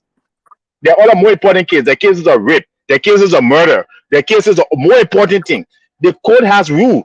Get all of the people property, go and build your own. Say you say you went to CDC, you got money, you can buy There's electron. always a Go, remedy to another okay. extended court. Like I said, There's that's nothing my wrong under view. our laws that when one That's my court view. rules, you cannot move to the next stage. It just happened But with it's Donald Trump. Donald Trump just from it one place. is Donald Trump pushed it to Donald another and push another step. Jonathan not fighting for property for a party or something like that. That's a different thing. But It's a if somebody personal rule matter. against Donald This is a step this again is up, hold on. what's wrong with This that? is an It's part of the institution. legal process. And if Donald Trump did it, I will make the same condemnation. Okay, so again, like I said, it's not personal because somebody do something, then you take a different view. What I'm saying is disgraceful for any party, former ruling party, to be fighting over building. You should have bought your building. The same way you can take millions of dollars and go campaign and go buy beg all around the country. If you had sensible people in your party, And they by would the have time you taken some ask of the that same money. question, where they take the money from You to take build multi no, no, no, no, no, no. Like I I'm said, yeah, telling but you, still, by the time you the same person asking that issue, okay. Then where they we'll take get to all that that money point. We'll from to cross build it. Let me finish my multi-million-dollar point, office. Togar. You And can't do your you CDC spoke people or you your what? the party Okay. have built a multi-million-dollar property. By the time you raise a question already. But then they should make their financial public. They should be transparent. Then no, I won't ask those questions. If you show me how many membership paid the dues and you can make your financial assets and so forth public, then you'll be answering the question I have. But if you got no registered party member paying dues, you can't show no financial statement. Then you go build multi-million-dollar building. Of course, we're supposed to ask you. So let me move to my second point, Togar. Like I said, it's disgraceful, but then shame on them. Okay. The second point about whether like broad change or not, the fact that the people back home, we are the problem. Okay. The same way you can see a young person come in Ghana and challenge the system and try to make changes and being supported, or in Senegal or in other countries, young people, smart Liberian people, whether you're in America or in Liberia, you should be the change. Stop calling on other people. Oh, do you think I care about what 10,000 people come and support me, or 10,000 people agree with me? I care about what is right and wrong. When I look at my face in the morning, I don't see Togar face. I don't see Robert face. So why can't I say that this is what I stand for and do it whether or not Togar or Robert Garguah? And that's our problem. Our men in the country, all right, don't have any position. You're falling behind people that you're accusing that wrong. You're falling behind people that say that they're not serious about the country. But then you see at the same time, oh no, the country will never change. Why you can't step up? Ben Sanvee, you run for president. You know, why you seeing that we are better than you? They mean you even got no education, a degree that you say you got from online and not close the school down. But you will get education now. You want somebody else to come and run for you. Ben did run against George Weah and was defeated. That was people run again. Run again. But when I hear young people that you got, smart young people there, giving up, and saying, "Oh, that's how Liberian people are." The people are looking up to you, Togar. They're looking up to you, Garguah. They're looking up to me. Okay, and then So we saying that, "Oh no, there's no hope for the country." Elijah, you want to be president by 2029. How I many want change. legislative? It doesn't matter. Candidates? How many It legislative candidates it do does. you intend to make by Okay. 2029? Okay, well, maybe when you start supporting me and you I start, will instead of support you sitting forever. down, hold on now, instead of sitting down I on the understand. benches, instead of sitting down on the So, benches because it and must be looking part at of your me, plan. no, You can just come you and say you run, can just you win. come, You can win. you Elijah, when come, you're running for you, president, no, when you're running for president, you're not just running alone. You run as a take some team. responsibility. So how many Yeah, are 73 but maybe electoral you districts are asked to across come. Liberia? Listen How to me. many of those seats you intend to fill? Okay, Why are you running for president? if somebody like you would come and let's work together instead of being hopeless in terms of Liberia and why would seeing you that be? you can change. Ellis If Jones. you want to run for, I'm sure you can run for representative. I will support you. Yeah. How many other candidates you intend to make? Don't worry about there are lots of other candidates. There's a lot of other people, Liberians, There are who 73 not sitting electoral down. districts Listen to me now. outstanding. How many of those districts you intend to make? Because You won't run for president now because it shouldn't be about you. It today shouldn't be about is you. not It shouldn't just be campaign. about Don't you. worry about You it. should be thinking. Right? Look, Nobody you should be said thinking. it's about Let me. me tell you something. Ellis, So let me what tell a you something. question? Let me tell you. So what a You see, question you're Sultan? asking? Ellis, What a question you're asking? Ellis, give me a Let's talk second. one at a Ellis, give time. me Let's talk one at a time, guys. Ellis, Let's give me talk a one at a second. time. Let me tell you something. Mm-hmm. And this is where people will come in many times and say, Mm-hmm. you and Grace, for example, you don't Mm-hmm. understand the local dynamics of our politics at all. Okay. And it's a fact. To run Mm-hmm. for president is not a one-man thing. To run Mm-hmm. for president, you got to build a solid team of other people. First of all, how do you feel over 73 electoral districts? 73 electoral districts, how do you feel them? It's very cardinal to running for president. All right, so let me ask you a Anytime question you now. pick up alone, and say, I'm going to run for president, just know that you're going to fail. Because to run for president, you got to try your best. You got to try your best to fail. Hey, hold on, my man. Hold on 1 minute. All right, You got to try your best. Let me give you an example.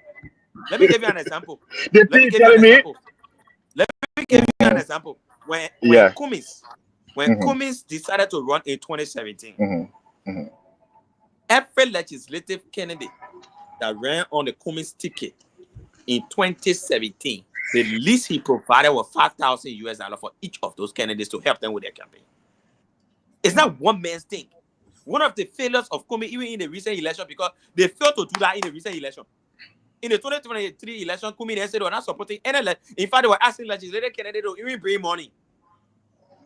But one legislative candidate is able to raise at least 5,000 votes for you. And that can help you to pull your number as a presidential candidate. They said they were not giving any legislative candidate money. Everybody that wanted to run on Cummins ticket. So when I keep asking you how many legislative candidates you're not asking. Well, you're not asking. You're making a give me the statement. number of candidates Listen to me. that You are making a statement. Togar, again, you're a journalist. Togar, you're a journalist. When you ask the question, let the person answer. Let the person answer the question. Only your one you want make All to run right. for president. Okay, You should be thinking that 73 other districts are outstanding. Because when you become president, at least you will get a portion of the legislature to help you with your agenda. It's serious. Okay, you finish that? You finish? They see problem with money bar. They see problem with you. They see problem with plenty people from the diaspora. They think to run for president is only about them, and they alone will be on the ticket. When you become president, they say, when I become president, I can work in our legislature. No, you become president, you'll be a failure because you now have one person in the legislature for you. Okay, you finish so that? You gotta be thinking. Yeah, go ahead. Okay, thank you. For your information, I supported a lot of representatives across the country, young people. If you want to know that information and know who, then those are the information you need to ask. So nobody sat here and say, "Oh, running for presidency me only about your one." And I will continue to support local young people that are not part of the two corrupt parties. So we finish clearing that one or not. Whether I run or not, that's not my concern. My concern is how we can change Liberia, and one person cannot change Liberia. I'm aware of that. My question to you, you talking about you want to change the country. What are you doing in order to make a political difference in terms of holding public office? And what engagement or alliances are you forming? Instead of sitting here and being very pessimistic, like my brother Ben, and telling us our only hope here, What Ben I say? our only Ben pessimistic. Ben Sanvee is not a Ben Sanvee that I knew before. I told Ben before, I said he even encouraged me to kind of No, I got politics. wiser. Now I got wiser. I What got a man you see what I mean? The men are honest Ben, to give Ben, you. I just Ben, got wiser. That's all. yeah, but you playing a losing game because he waiting for Weah or waiting for Borka to come. No, Okay. I just No, but Alex, I think you're being unfair though. Yeah, I think Alex. you're being unfair because what you have to understand is, and again, I myself, Okay, Garguah, why are you not running for office? Tell me what district you're running for. I think too, I'm getting wiser. Maybe in the next 5 years, you're going to say that I'm not a robber user. No, because I talk about now. I talk about now. When you run, it take nothing for on you. If you don't lose, it's better to try. I can't just run because I than want to not run to for try running sake. No, but running is the fact about running means that you have an idea and you're going to carry your idea to people. Whether the people accept it or not, you know, if that's the case, Barack Obama lost election, yeah. Alex, you got to Bill Clinton lost election. Listen to me. Let me educate you now. Let me educate you. Bill Clinton lost election, yeah. Barack Obama lost election, yeah. So if your idea that somebody will run for president, then that the end result, no, you got to get in the process first. Okay, do you know how many people are influenced and how many people are working on the ground? You don't know that. Do you know how many people are motivated to go into public office, young people all across the country? You don't know that. All you just are making an assumption because you're concentrating on the negative.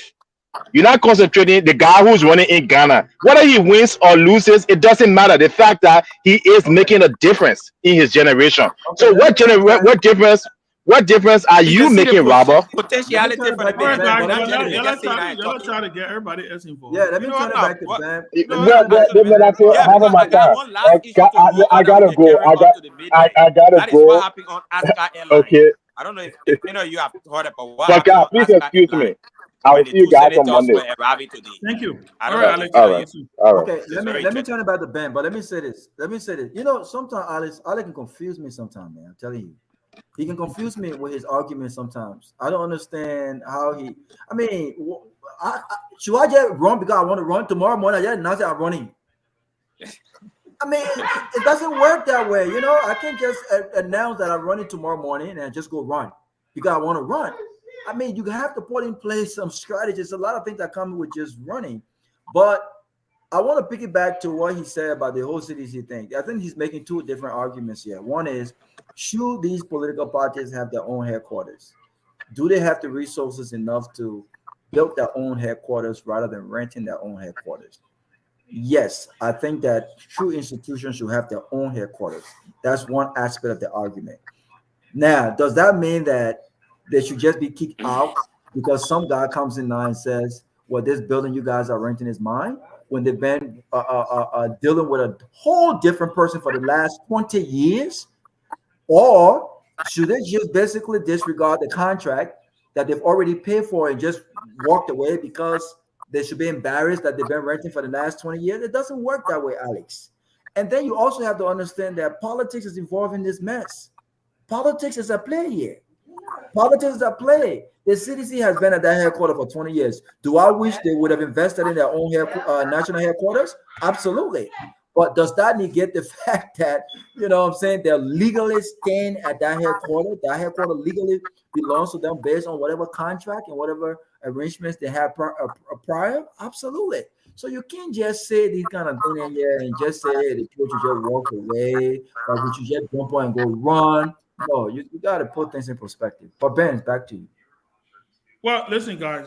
I mean, Moses, you want to come in? Because I think you were here and then I was away, so I meant so maybe chime in with something. Yeah. I think I want to agree with Robert on this one that it's politics is playing here, but I also think that this is where when you are in power, you think about tomorrow as well.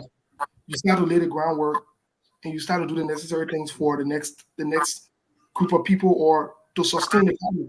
I think what Unity Party and CDC showed us over the years is they were in power because similar thing happened to Unity Party though. You remember they took them off for now they own a place too. Whether we whether we allege that there were politics in it or whatever, not well. But the truth of the matter is, it shows some sense of either people were not taking certain things seriously or they're not proactive. Because I expected CDC to have some kind of strong negotiation, when it came on to secure that place, because the place is strategically located. And, it can draw a crowd, it can draw people, whatever it is. So the fact that they couldn't secure that place is questionable to some extent for them to get into this. But also, on the other hand, I'll say it's sweet for them. Because now, United Party comes on, United Party wants to play them. Politics is playing into this. This is not mutually exclusive. We can't say, that Jerry Major will go one day and say he want to kind of remove CDC or disgrace them or whatever it is. The goal is to disgrace them, ruin their whole move or whatever it is. So at the end of the day, whether you support CDC or not, politics is play here. And political parties now can learn from this, whether it's the ANC, the ALP, even the Liberty Party, they should learn from this to be able to get their own spot. Okay, Chairman Musa Bealded has resigned and he left now. So the question is, where is Liberty Party UNONES headquarters too? So Chairman Ben can maybe help us with that. I beg you. I'm just saying. So you see how we're coming to run into the scene, ahead of time. So Ben, go as a new chairman, the new political, all of that. But we see your own resignation letter yet. So I found. Well, I mean, you chairman emeritus. You chairman emeritus, Ben. I flow memo of the party. I'm supposed to know some things. So chairman, as we speak now, where your headquarters at, because Chairman Musa Bealded resign, carry the headquarters with the party headquarters with him. Look, let me tell you. Musa Bealded carry the headquarters with him. So let me say, I think the issue of political parties in the country, I agree with everybody. I think there has to be some institutional building. To the CDC's defense, I think they had intentions of purchasing that property, but it was because of the legal issues that I think that surrounded the property. So that at least I know when I spoke with folks about it. They had, if the CDC had no intention of buying that property, they would not have invested the way they invested on that property. I think they were under the assumption that they were going to eventually buy the property, right? But there was always this dispute with the family. So they didn't want to go buy it from one person, and then the other person come and say, oh, this is my property, you didn't get it right person. So I wish them well on whatever they end up doing and what they decide to do. On the Liberty Party is in a transition right now. I'm pretty sure the new chair will be making it public. There's going to be a lot of changes happening. There's going to be a lot of movements. There's reconciliation happening. We look forward to seeing whatever that will look like, what the party will look like. Right now, for me, I'm monitoring. Yes, I'm former chair of the party, but like I said, the party is in a transition right now. The other thing about the Liberty Party also, there has to be a clear definition of the direction of the party. What is the Liberty Party is about to be? Is the Liberty Party about to be an associate, an affiliate of the rescue team, taking into consideration that the political leader now, because from the reconciliation talk, she will be reinstated as political leader. The political leader is a key part of the rescue. She is the fourth person constitutionally in the country. The Secretary General, all of these things will have to come into play. So those are some of the questions that will need the Liberty Party will need to answer. Some of us will be monitoring, because I'm not going to be a part of any institution that doesn't align with my beliefs and my interests as far as the direction in which the party will go. Right? I'm very clear about that. I haven't made any decisions yet, but I'm waiting to see which direction the party is going to take before we make any firm decisions on that. But as it stands right now, we the party is in transition, and we wait to see what's going to happen in the near future. So I think, guys, it's Friday, so. But Chairman, let me ask you a question. So something has been spinning today since you stay on Liberty Party thing.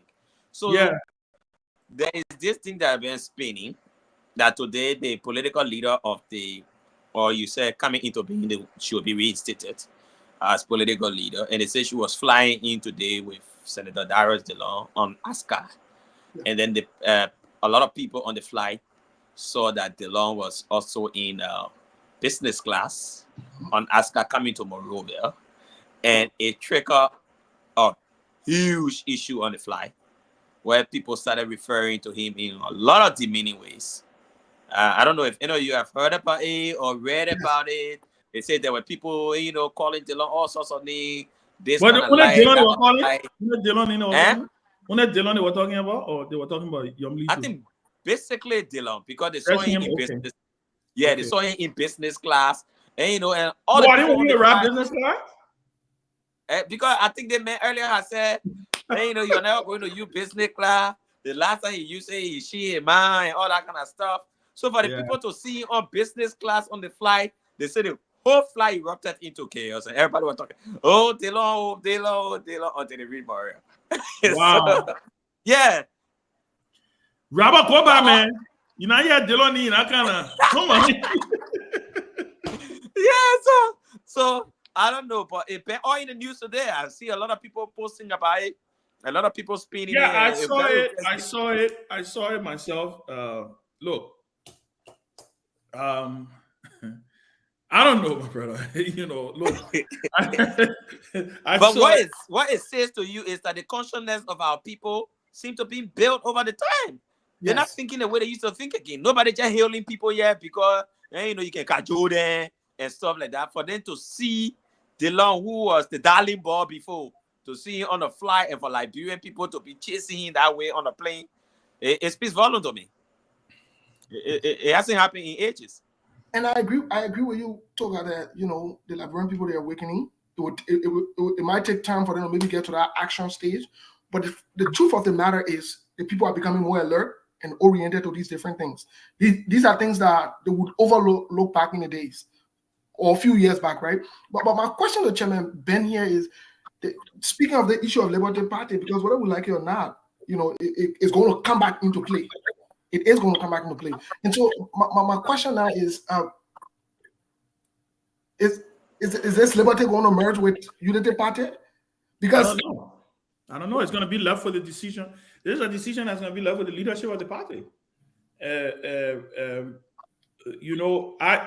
I used to be the chair of the advisory council. I'm no longer the chair of the advisory council. I did resign as chair of the advisory council. I mean, I didn't make it public because I didn't think it was a big deal. But Councillor Charlene Bromskin is now the new chair of the advisory council.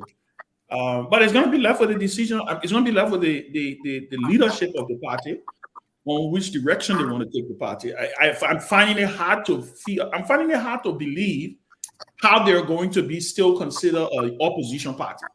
This is where I'm finding. This is where my struggle is coming. Right, when you have the political leader, she is the pro tem in the government. She's the rescue mother. You got Senator Dillon. You got huge. Because of the reconciliation, all of these stalwarts are coming back. Right, Jacob Smith, former Secretary General Emeritus. He's deputy at LPRC. I mean, Clark Tome is on he's one of the commissioners at the electricity thing. Daniel Sando is deputy minister. He's the mouthpiece of the government, right? So I don't know. I don't know where Liberty Party is right now. That's the honest answer. I don't know. We seem to be lingering right now in the wilderness. We look up to the political leader. She and the acting chair, who is Representative Rugi Barrett, they will provide some directions on where the party is going to go.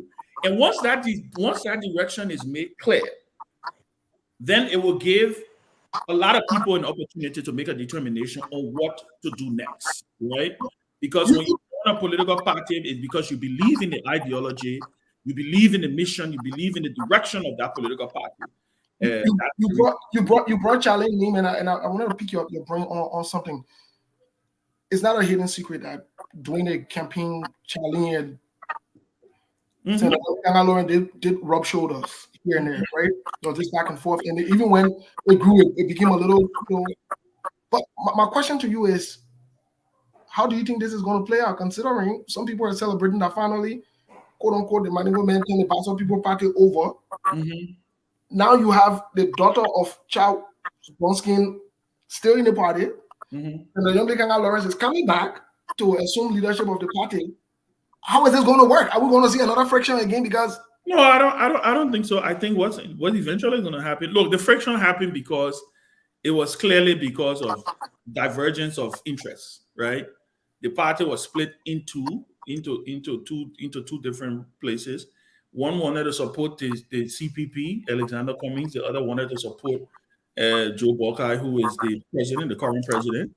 Charlene being the party. Again, like I said, right now as it stands, I think there's a lot in the air, right? There will have to be some clear agenda and clear direction provided. If the Liberty Party is going to remain as an opposition party, because that's what it has been, right? Under the leadership of Musa Bealded, the Liberty Party was an opposition party. Musa made it very clear that the party was going to stay as an opposition political party as long as he was chair of the party, right? It's going to be parties. The movements and the directions of parties are determined by its leaders. The leaders communicate to its partisans. So who knows what's going to happen?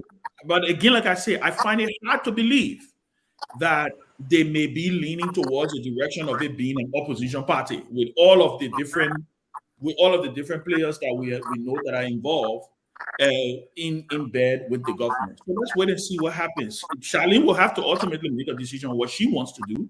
Everybody will have to make a decision on what they want to do. You know, the good thing about political parties, and it's only in Liberia I see this thing. Political parties are not tattoos. You know, we make it sound like political parties are tattoo. Even tattoo can be removed from your skin now. They got laser, they can tell you can move the tattoo from your skin. So this thing we do in Liberia where you gotta be stuck somewhere in the name of, yeah, I'm lawyer and I'm principal. If you don't align, if your mission, your vision, and your interest doesn't align with a particular institution, there's nothing the Constitution gave you the right to assemble and to associate and disassociate. That's what the Constitution gave you. You know, the Constitution gave you that right. So this notion that one person you just supposed to sit and die in one party, even if you ain't agree on something because you want Liberian protocol. I never understood that. You know, so I think like I say, I think there will be some decisions made. And in 2029, can we expect to see, because we on SKTV we're digging a little deeper. Can we expect to see former Chairman Ben Sanvee on the ballot, whether for representative or Senate? Well, I'm just bringing it up on your show, yeah, because we're bringing on Yes, he's on the ballot. Yes. So, Chairman, Robert, is that Robert, I'm really want you to come in on the Dillon issue. Robert. Listen, this is my last comment, and I'll be out of the show. Let me say something. Togar, this man in the history of Liberia. In the history of Liberia, this is the man that have shamed his mother as many times as no other man on this world. Okay? But here's what pisses me off, right, Togar? Dylan makes enough money to afford a business class, right? He makes enough money. He can afford a business class. I mean, I've seen other people. Look, I flew from Ghana to Liberia with, what's his name? Representative Snow. He was in business class. You know, but there's a difference. The difference here is these guys don't care about posting in business class on social media. But you see, Dylan loves attention. You know what I'm saying? Like he loves the idea of flying business class, and he loved the idea of being luxury. You know, he comes from a background where he never been able to afford luxury. You know, and Ben know this, but Ben won't say it. Ben will say it because Ben will not say it. Wait. He knows this. So Dylan not used to this kind of. Nowadays, the men are hiding again. The men but he has no choice now. Anywhere tomorrow. Well, he has no choice. He cannot hide it no more. Yeah, so let's say this. Like you rightly said, Dylan he's been senator for what now? Almost 6 years, more than 6 years, if I may be right? How much does Dylan make in the Senate? He make a good bit of money. I think he can afford to ride business class. I think his trouble came from the fact, and I think it's something that he has said in the past, that he should not have lied about the business class ticket issue, because you, Robert, you and I know there's so many ways people can rob business class. You can go in business class with miles. Listen, even me, I cannot travel or continental flight in economy. I'm sorry, I'm not doing it. I'm not doing it. I'm sorry. I don't care what you want to say, how you want to say it. It's just there's a saying that once you ride the front of the plane, you won't go in the back. No. So you do whatever you gotta do. If you gotta save for 1 year to get your ticket, save for 1 year to get your ticket, right? So I'm just saying to say, I think the problem my friend is having is the fact that because of the way because of the way he ran his campaign, because of the messages that he preached, because of the things that he, some of the things that he talked about, right? So I think that at the end of the day, that's all it is. But I don't see. Is there something? Oh, okay. Yeah. So I think that's all it is. There's nothing more. Let's watch and see. At the end of the day, Liberian people, they feel that he was dishonest. But I don't know if he ever said he would never ride business class. Ben, it's not that they feel. Let me correct you. It's not that they feel that he was dishonest. He doubled down. He was dishonest. Don't say that feel like he was dishonest. Okay, he has admitted to the fact that he was dishonest. He is. Yes. And so what I want, he continues to be. He continues to be. I mean, the 45,000 car issue. You come back to how much he said you are going to be giving Maserado. How much you owe Maserado now? How much you owe Maserado? Nah, I know how much the man owe Maserado. Say, man, how much you owe Maserado now? I don't know. Why are you asking me? Why you don't know? Well, you split it a million at a time. What? The man owe Maserado too much now, Ben. Listen. My thing is the people of. Hey, you know what pisses me off, Togar? The man he got beef for me. The man went to Jula Jar, opened the door, saw me there. He was supposed to come in next. And the man didn't speak to me. The man, he's not a politician. He takes things very personal, Ben. Jula John was like, but what's going on? I said, I don't know. I got in my car and I left. Just because we told the man that he lied, Ben. So the next time you talk to him, tell him he needs to come on the public radio and say, look, my people, I want to move past this whole business class thing. Yeah, but he hasn't moved past it yet. I don't think so. Liberian people start like they were you, it means your any sometimes can be bad. For them to start jeering at you on a plane, on a public flight where you're flying into Monrovia, and the Liberian people jeering at you on the plane, you headed for trouble. But it could let Kehleboe come in quickly because he can't late anyway. Kehleboe Gongloe. I beg you before you come, Chairman Ben, I'm about to leave. Can you please answer my question? Are you? Oh, yeah. I mean, I said the man running. The man is running. No, I just want to know because we are the yes. All options are on the table. You see, that's a political answer. The man is running. Oh, I see answer from Square recently on one show. All options are on the table. Okay. All the politicians get out one line if they all exactly. I see you. So which position Ben running for president? That one is all option for. Which position he running for president? I don't know. I said all options are on the table. I'm running for. Oh no, because Alex June was telling you that you should run for president. Don't support. Well, Alex, no. I think Alex was asking, right? But I was not on when he asked that question, sir. When he asked if I running for. No, I'm not running for president. Alex June told you. He said, what happened with the light? Kehleboe, you tell them. Kehleboe, in your response, someone just said, what happened to the light? What happened to the light? The light was seen on Chinese light. It lasted for one hour. Dylan was never a light, though. My man, that coming to Monrovia where you get all those Liberian people. But Dylan was never a light. He was a light. The man got to come to the point where he can freedom ride business class. He had to come out of the closing argument and tell the Liberian people, please, my people, I moved past it. I can afford business class. Be like us.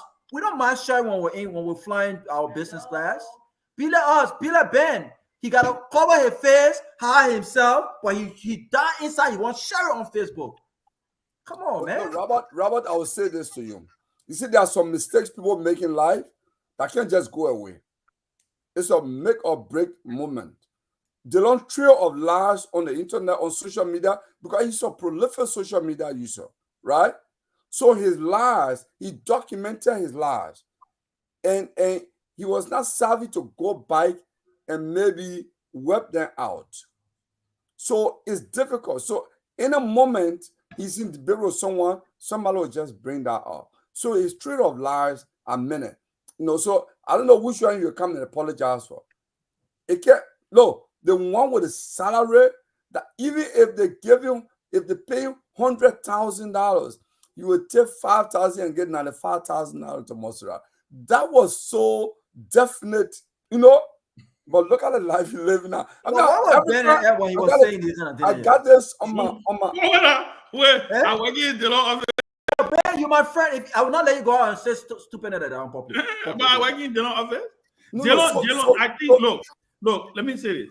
I think there are a couple of things I think happen, right? I think he has brought some positivity to the Senate since he's been there. He awakened the people's consciousness to the activities of the upper house, of the House of Elders. There are some things that he was able to do to be able to get some attention and some light to shine on there. But he has made some mistakes. And like Kehleboe said, I agree with Kehleboe on this, right? Certain mistakes that you make, they haunt you, right? Like you, and especially in politics, you have to be extremely careful how you promise, what you put on the record, and especially in today's politics. Today's politics, you have what we call digital footprints. That's why I tell people all the time, I say, even on this show, everything I say on this show, I am extremely careful. Because people will come back 10, 15 years down the line and they will figure out. It's called upper research. That's what it is. That's what it is. If you decide you want to run, if you want to run for nothing, nobody care. You can say anything you want to say. You can do anything you want to do. But the moment you put yourself up for public office, you threaten somebody else's interest, it is their right to go and do upper research on you. And they will dig up a lot of things, right? And now with this thing called Facebook, in fact, Facebook can even help you. It can remind you, right? 1 year after, like this, today I just been getting, the whole week, I've been getting reminder of 2023, So did they boo him on the plane or what? What happened? Yeah, I think they said there was yeah. Wow. Can you imagine being booed after you not spend that kind of money? Somebody told me the recording is out. It might be coming up by tomorrow. So somebody recorded it? Oh my God. Yeah, they got it recording from the plane. Wow. Look, so let me say this. I wish my friend, I think, again, like I said, I don't think he has been a bad senator. I think he has done a lot of good things. But again, and it comes, the other thing, and I had the same conversation with my friend Dylan. I said to him, now that you are in power, look, let me tell you something. Power is only power when you don't have it. Political power is only power when you don't have it. The same thing happened to Akaras Gray. When Akaras Gray was the advocate in opposition with CDC, challenging Ellie, going to jail, doing it. The moment Akaras Gray became member of the House of Representatives and his party won, you saw the same trend, right? It could happen, but again, you have to navigate carefully, and you don't want to put yourself in a box. You want to level with the Liberian people. The thing about the Liberian people, you want to be very clear with them, right? And you want to be very straight with the decisions that you make, and be upright with them, and don't try to present a picture that you don't intend to keep. That's all I would say. Yeah. But Ben, I think I would disagree with you on this matter, that DeLong has brought some positivity to the House of Senate. Here is a reason. You see, I think it's when people advocate for selfish motive, then we tend to question if what they're doing is out of conviction. Most of what DeLong stood for and advocated for was not President Weah, because he was in the opposition. So he was the loudest mouth. He said things that he didn't believe in it. On the Boyka, I listened to DeLong. He talks every time on social media. Sometimes he makes his own post. In an interview, he said he can't talk against Boyka because he got the key to the door. He said, but he was being honest. I think he was being honest. Okay, so no, you see, but there's a separation of power, right? So Yeah. if something is wrong in the But he's not about Kehleboe. He's not an opposition senator, though. You see, that's the difference. And that's what I said to him. The fact that he was a proponent and he was a key instrument that was used to bring Bokar to power, I don't expect Dillon to be an opposition senator.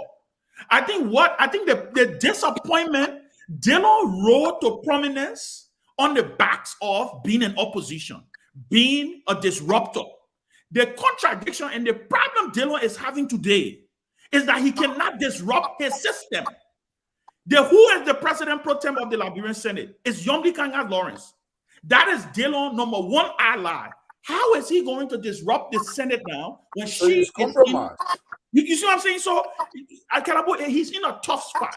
You gotta give it, you gotta say that. So that's why he has lost the credibility of the Republic. Yeah, but he cannot be, and that's true. He can no longer be. I think the other challenge, from the very beginning, from the very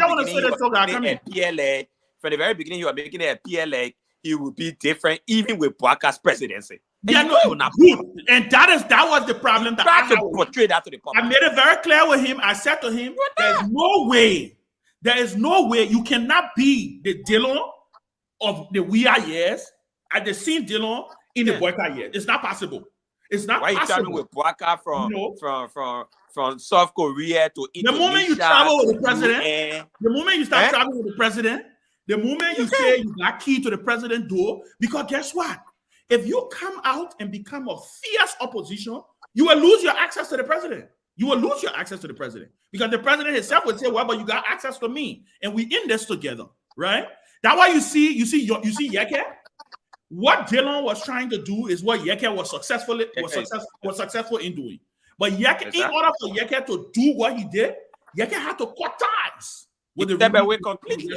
Yeah, he literally had to cut ties with them and say, "You know what? I'm done. I'm not going to be," because there's no way Yeke could have been traveling with the president, going to the mansion, and Yeke will be doing the thing, be saying the same, and be sounding the way he sounds today. That's all I'm saying. Yeke these days, what happening? Yeke, I talked to him the day before yesterday. Yeke said no, he was out of the country. Oh, I think he is out of the country. Going back, yeah. So for me, I think let's wait and see. But I think what Senator Dillon needs to do is to redefine himself. He has to come. And I think a lot of people still see him in that way. They still see him as Dillon, the opposition Senator Darius Dillon. He's no longer the opposition Senator Darius Dillon. This government is Dillon's baby. He can't kill his own baby in the public. Now he may attempt here and there to say, "Oh, I disagree. I do this. So." Dillon couldn't even deny. Right? Dillon couldn't even vote against any nominee that the president sent to the House. The foreign minister was a classic one. That was the first place you should have known that this was going to be a difficult ride for Senator Dillon. Yeah. Can you imagine if George Weah, Kehleboe, can you imagine if George Weah got reelected? Dillon would probably have voted no for all George Weah nominees, just for the record. Yeah. Just for the record, right? That's what an opposition lawmaker would do. So we have to now find a way to balance it out and to make it clear to the people that he's now a rescue lawmaker. He's a rescue lawmaker. The other person that I see that have decided to pivot a little bit away is Amarikone, right? Amarikone, you can see he said, Amarikone is on record, he said, "I have never been to the mansion since the last," I think he said the president sent when they went as a group. He said, but he stayed away from the mansion because, you know what, separation of power. He ain't got no business going to the mansion except it's a Senate, conversation. But to say, "Oh, I'm going there and I'm pushing people for appointment," no. That is the role you have to take if you want to be the Dillon of yesteryears. And I think he's not going to be able to accomplish that. No, Dillon is done. I don't think he can even be re-elected. He's done. I mean, with the trend of the government, with what's happening in the government, and there's, like you're right, communication is important. Yeah. The public has now understood that there is a change in relationship here with Dillon. Dillon is no longer in opposition. So if you look at it, 2029, there are so many issues. But I think where I tend to still disagree is, like here, like Joe Manchin in the US. Joe Manchin is a Democrat. He voted with a Democrat, okay? Yeah. But he's able to stand on some things and say, hey, I'm not going to go here until I want certain things done. So DeLong could still be a Boyka person, but for example, the so-called recast budget, this whole thing about alteration and what have you. This is one place that he has shown himself to the people as this transparency person, for which he said he was the light. Okay, so he was going to stand there and say, you know what, we need a report public. We need this. Anyone in the executive who did it must be held accountable. We need to name and shame the person. Even the president does not fire the person. Even if the Senate or the legislature does not declare a vote of no confidence in the person, but let it be at the minimum, it must be to the public knowledge. He did not fight for that. Those are governance issue. He cannot fight for any governance issue. Again, like I said, the problem, Togar, you can come in. The problem, what we're talking about, you brought up Joe Manchin. Joe Manchin situation is different because you know what? Joe Manchin is a necessary. Joe Manchin is the porcupine god to the Democrats. They need him to keep the majority in the Senate. We don't have that in Liberia. You see what I'm saying? Joe Manchin can afford to piss the government off, but Joe Biden will still call him because Joe Biden still needs that one vote to keep his Democratic majority in the Senate. Remember, it's 50-50 in the Senate. It's 50-50 in the Senate. If Joe Manchin decides that I'm not caucusing with the Democrats, they lose their majority. The reason they have a majority is not even because of Joe Manchin, it's because of the vice president. You see what I'm saying? So because she always will break that tie. Now, if Joe Manchin to make it even worse, if Joe Manchin leaves them, it flips straight to the Republicans because then that's the same situation you find yourself in. Then it's 49-50. Then there's no need for the vice president to break a tie, right? So the problem that my friend Dillon has is, again, like I said, like you rightly said, some of these structure. I know in Dillon, hat of hats, he missed being that Dillon. You can have all the power you have right now. Like I say, power is popularity and power are perishable commodities. Very perishable. The thing is, getting there is many people think getting power is the hardest thing. That's not the hardest thing. Keeping that power is the hardest thing to do because you get caught up. Different interests, competing interests are thrown to you. You have to find, and you got to be extremely skilled to be able to walk that minefield. You have to be extremely skilled. Look at what we're hearing from the airplane. It was not Dillon on that plane. Yombly was on the plane. Did anybody? And she was in business class too, but she was there too, right? Did anybody boo her Yombly? No, nobody booed her Yombly because she never campaigned on it. Yeah, we don't expect Yombly. In fact, like I tell people all the time, right? Yombly found her voice when Dillon got in the Senate. Yombly was never a proactive, progressive senator when she was in the Senate before Dillon got there. Yombly literally found her voice when Dillon got there. Yombly would have probably even voted with Myean. Right? That's what I'm saying. Yombly was a status quo senator until Dillon got there. When Dillon got there, that's why I said he brought some good to the Senate because he was able to, what was his first action? Declare his assets, make it public. In fact, you remember the day Dillon took office? Dillon's speech he gave, the Senate pro tem threatened him and said that when we do business here, you try, we will expel you. So I'm just saying there's a lot of expectation when it comes to Dillon, but people just need to get to the reality that Dillon is no longer that senator. He's no longer the opposition senator from Montserrat County. He's no longer the person who challenged Weah. Dillon cannot call. What is different? Many people say, like you, Kehleboe, always say it. What is different Boyka doing from Weah there? Why Dillon can call Boyka there, UP and the gang? Why he can call them that? Because he will be calling his head again. Dillon was instrumental in hiring people, in getting people in the nomination process. Because it was a whole alliance. So the quicker people realize that, the better off you'll be. But like I said, it is his responsibility now. If he is going to continue to have a political career, if he's going to continue to have a political life, he will have to find a way to effectively communicate. He's not going to get everybody on board. You can rest assured that everybody not going to. There's some people who will never support him, right? But he can effectively communicate and make it clear to the people, I'm no longer the same guy that you thought I was, because this is my government now, right? The only thing he needs to do is to fight to see if he can bring about some of those changes. But the problem is, in as much as he has influence, he's not the president, right? And there's a ring also around the president that, and then you know there's a 2029 conversation also. Nobody want to outshine anybody. Everybody watching who doing what, who ain't doing this. No, from my intel, Delon, Yomble, Abachi, or Prince Moi, they are all part of the gang of the corrupt Kiam or Jeremiah Kun. And I think this is what they're working. That's the perspective they're working for now. You know, so it's all about money. But guys, so for me, I think at the end of the day, we need to. There is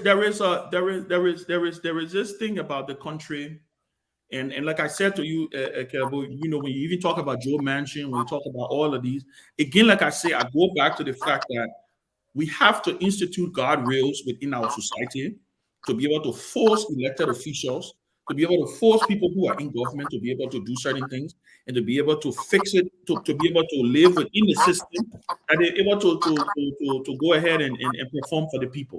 I don't know. Yeah. No, but Ben, look, of late, there's this Ghanaian YouTuber, or Wadimaya. Yeah, Wadimaya. Yes, I know him very well.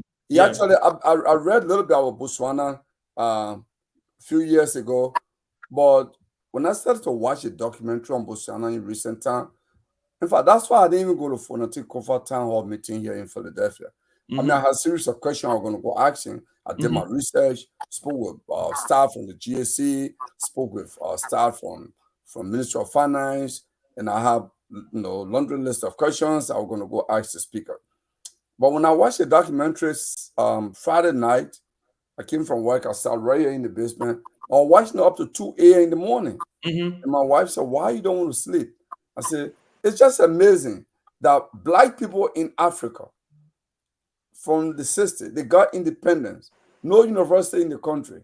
They are able to develop to be one of the fastest growing economy in the world.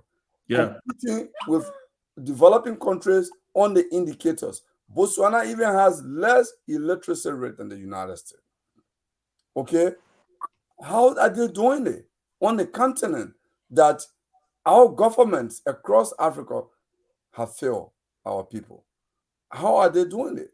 So I was like, okay, why are we just talking in Liberia? We just go to this other town hall meeting, we'll criticize politicians, we'll go on radio. That was the argument I was making earlier, Kehleboe. That was the argument I was making earlier.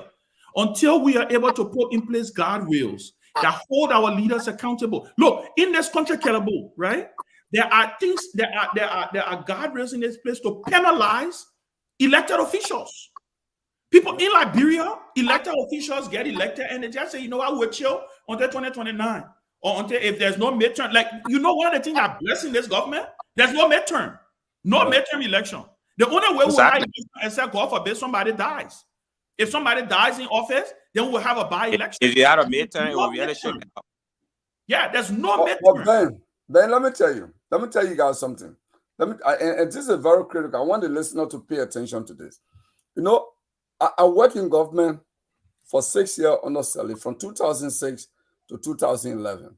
I'm not a lawyer, but for the time I spent with Kofi Woods at the Ministry of Labor, working there, I mean, part of what he asked me to do was to represent the ministry in different meetings. And I was part of, because the government was just involved in different reforms activities. So the PRS, the IPRS, I was involved in all these cluster meetings. Look, there's something critical in Liberia. Most of the reform laws, just take this, what I'm going to tell you guys, take the law. Most of what those guys passed, the lawyers wrote for the legislature and not passed into law. There's few penalties in it. Look at the PPCC law, that procurement law. There's really not a punitive aspect to that law. They just lay out procedures, Of course. what you should do. So it's really like GSC coming and say, Ben didn't follow the procurement procedure to do this.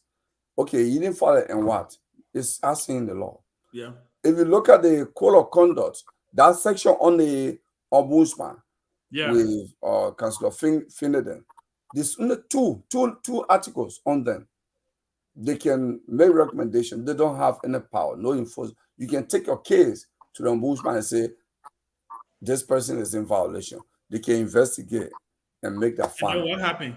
Nothing. But there's nothing there. You know, so they wrote the law in such a way so it can work. Nothing will work.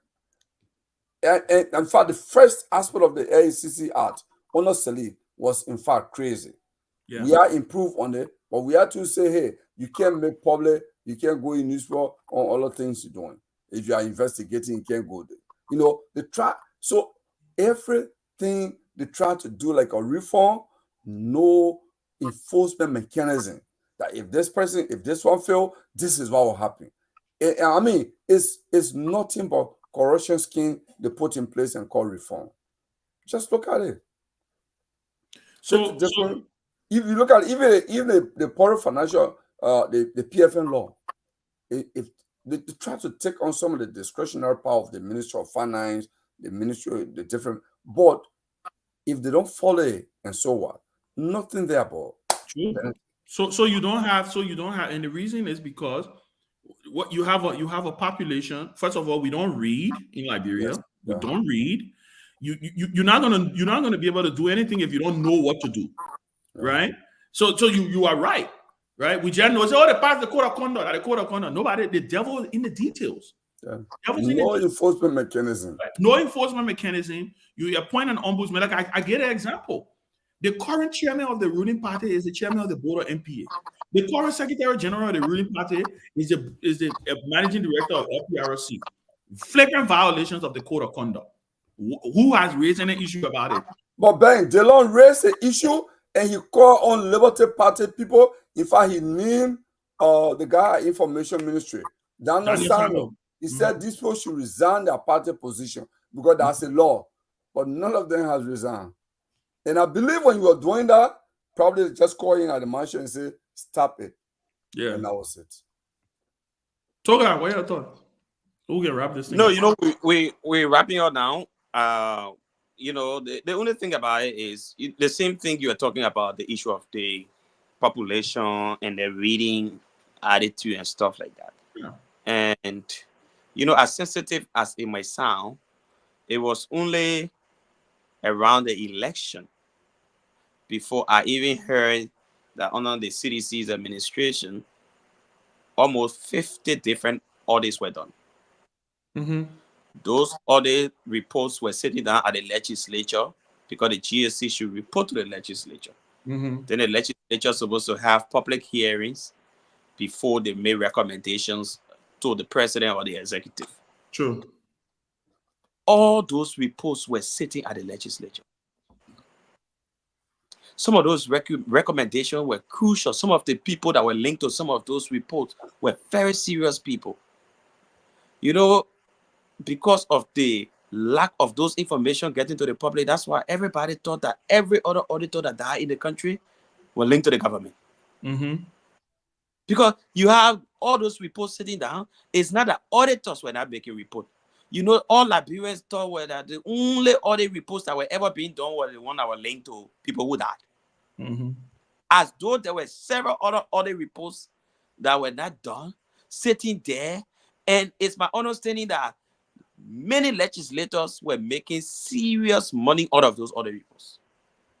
The report will go to the legislature, especially that committee. There's a committee there. I think one of them, the American public accounts. It's a money laundering committee at the legislature. They send the report there. They sit over those reports. They see those institutions and agencies that are linked to those reports, the gross violations, the corruption, and all of that. People sit on those reports. No public hearing. Nobody tells those people that were involved. Nothing at the can. Nobody ever carried it to the president's office to act on those reports. Those reports are done. Only close to the election, then I noticed, I think OKFM, one of those radio stations, kept reading all the other reports. Why were those reports sitting down all along? Why were those people that were embedded in those reports never held accountable of their actions? Nobody brought it to the public attention. So all of those things had an overall effect even on the CDC administration. Like people were stealing and y'all were doing nothing about it. But actually there were reports there that nobody touched. And it's very I unfortunate. think that's part of the governance issue. When all this are done, I personally just believe that we need to make, for example, the office of the Solicitor General to be independent of the Ministry of Justice. You can allow it to be situated within the Ministry of Justice, but it should be independent, just like in the US, right? So the Solicitor General, the Attorney General cannot tell the Solicitor General which case to prosecute. They are independent, okay? But they're working within the Department of Justice because they must have access to FBI reports, CIA, and all the kind of reports in order to help them fight their crime, right? So the same way, you can say that the Ministry of Justice, so CID, the different security agencies that report to the Ministry of Justice, you can, be able to have access to them and use them in investigation. So for other reports, it should just go to the Office of the Solicitor General. The Office of the Solicitor General should do the investigation and commission, CID or whatever appropriate security agency to go follow and gather evidence and prosecute. Why go to the legislature to open another forum? A ballot that is, in fact, has not been audited. A ballot that has rejected audit throughout. And Ben, let me tell you guys, there's a guy called Wanda Freeman. One day I'm going to bring on the show. I just need to find his schedule to bring here. Wanda Freeman has actually done a review of the expenditure on the legislature. Do you know the Liberian legislature is we spent from 2006 to this present, they're eating almost $1 billion, and they have not agreed to be audited. Okay, that's the kind of group. You take your audit report to those people who have not been audited, and you say they should decide which report go to the marshal. It's just a channel for money laundering. That's all. That is all. So that's it. We need to call it a day. We passed 12 midnight here. Oh yeah. So what time is it there now in Liberia? Something also is on the executive mansion website, but I'm sure we can look at that strongly on Monday, where the cabinet retreat has come up with some new policy on a lot of things. Some of them got to do with domestic, foreign travels, maintenance of government. What I got the finance minister. What I got the finance minister on the e-mansion right now on their page. Yeah, the finance minister. I think the cabinet came out with some new gala. Yeah. Run the country. But I think that's what we look at on Monday also. But it's no, Monday. But I got out, let me tell you, what I got out from inside source is that the finance minister is looking at the envelope available, the revenue. He's saying, look, we're going to make, of course, they are in the IMF program. Mm-hmm. And Professor Lara talked about this many times here. They are going to make some hard decisions in the next budget year.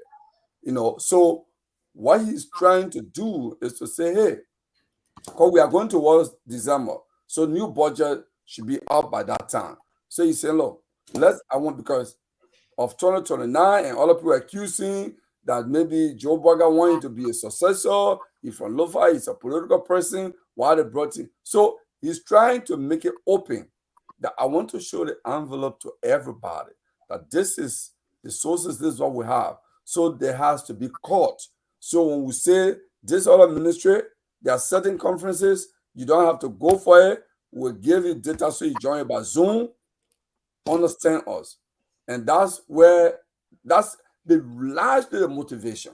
Because they're going to make some massive cut based on IMF recommendation, for the coming budget.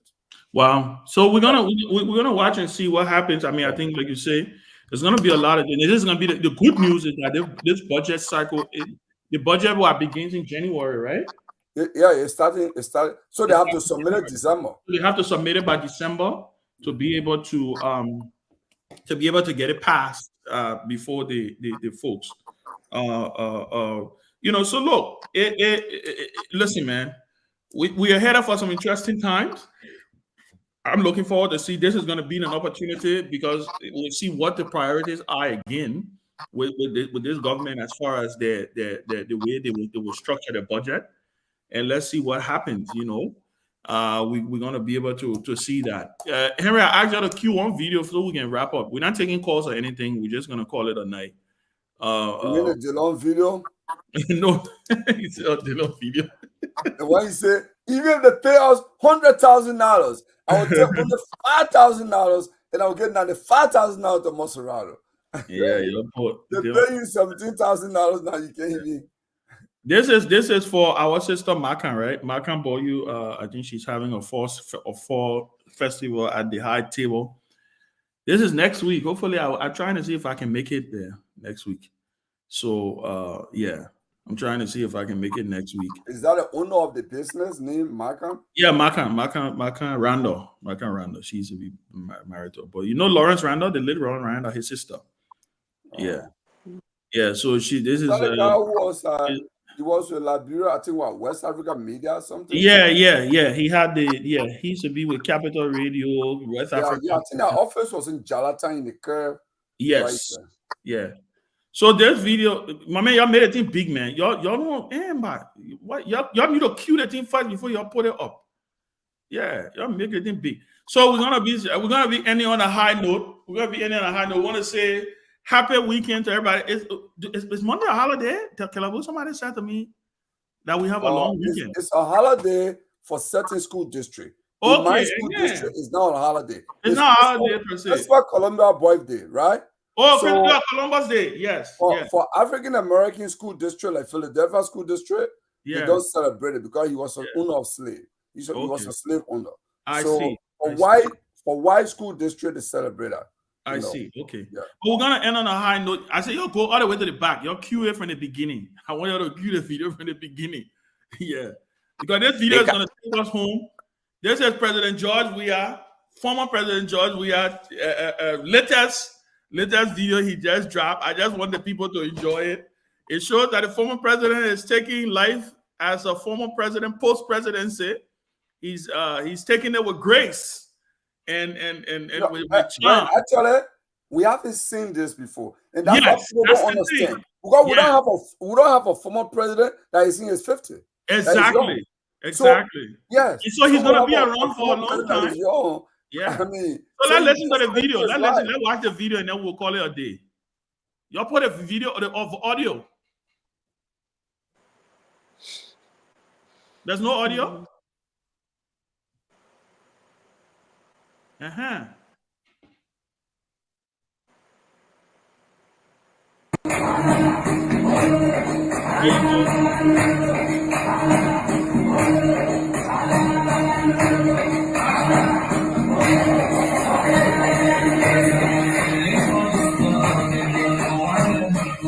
You gotta give it to the man, though.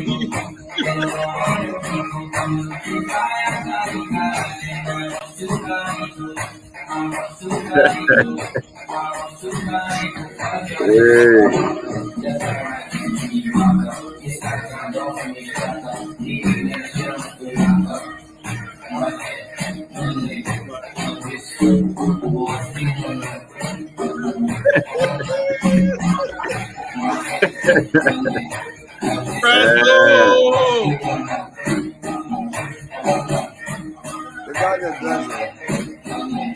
But don't tell him that thing was But young people love this.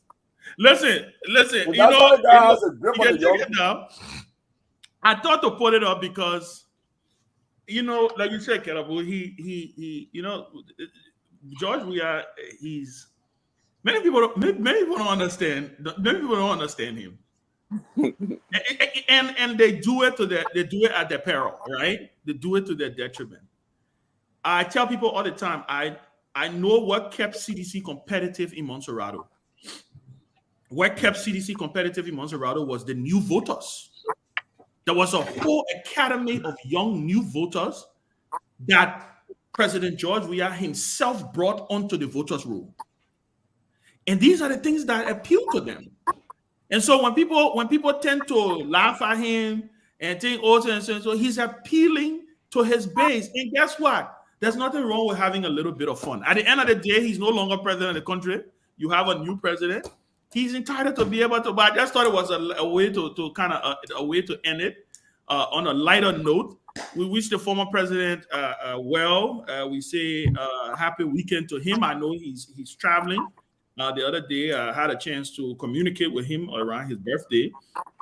And he's taking it all in stride. So I thought it was important for us to kind of end on that note. So studio, let's go ahead. Guys, I think we're done. Let's go ahead and end on that note with the video one more time, and then from there we will just call it a day. Yeah.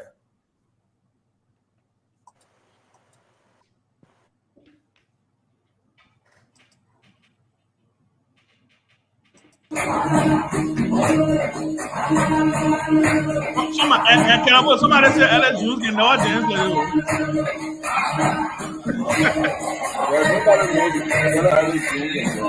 LSU is just a professional critic.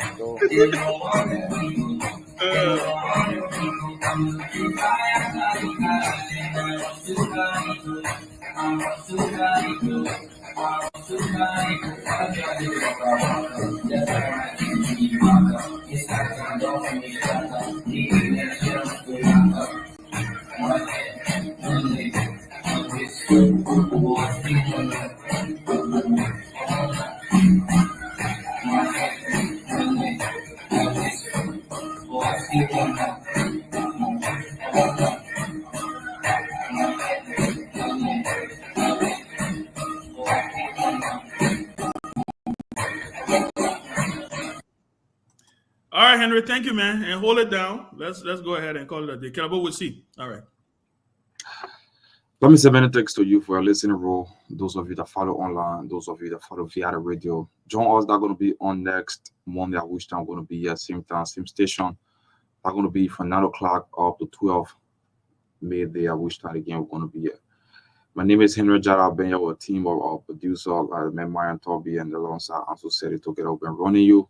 We take on our weekend break, join the closing argument on next week, at which time I'm going to be here. So, like, there's very nice piece coming to call it a day.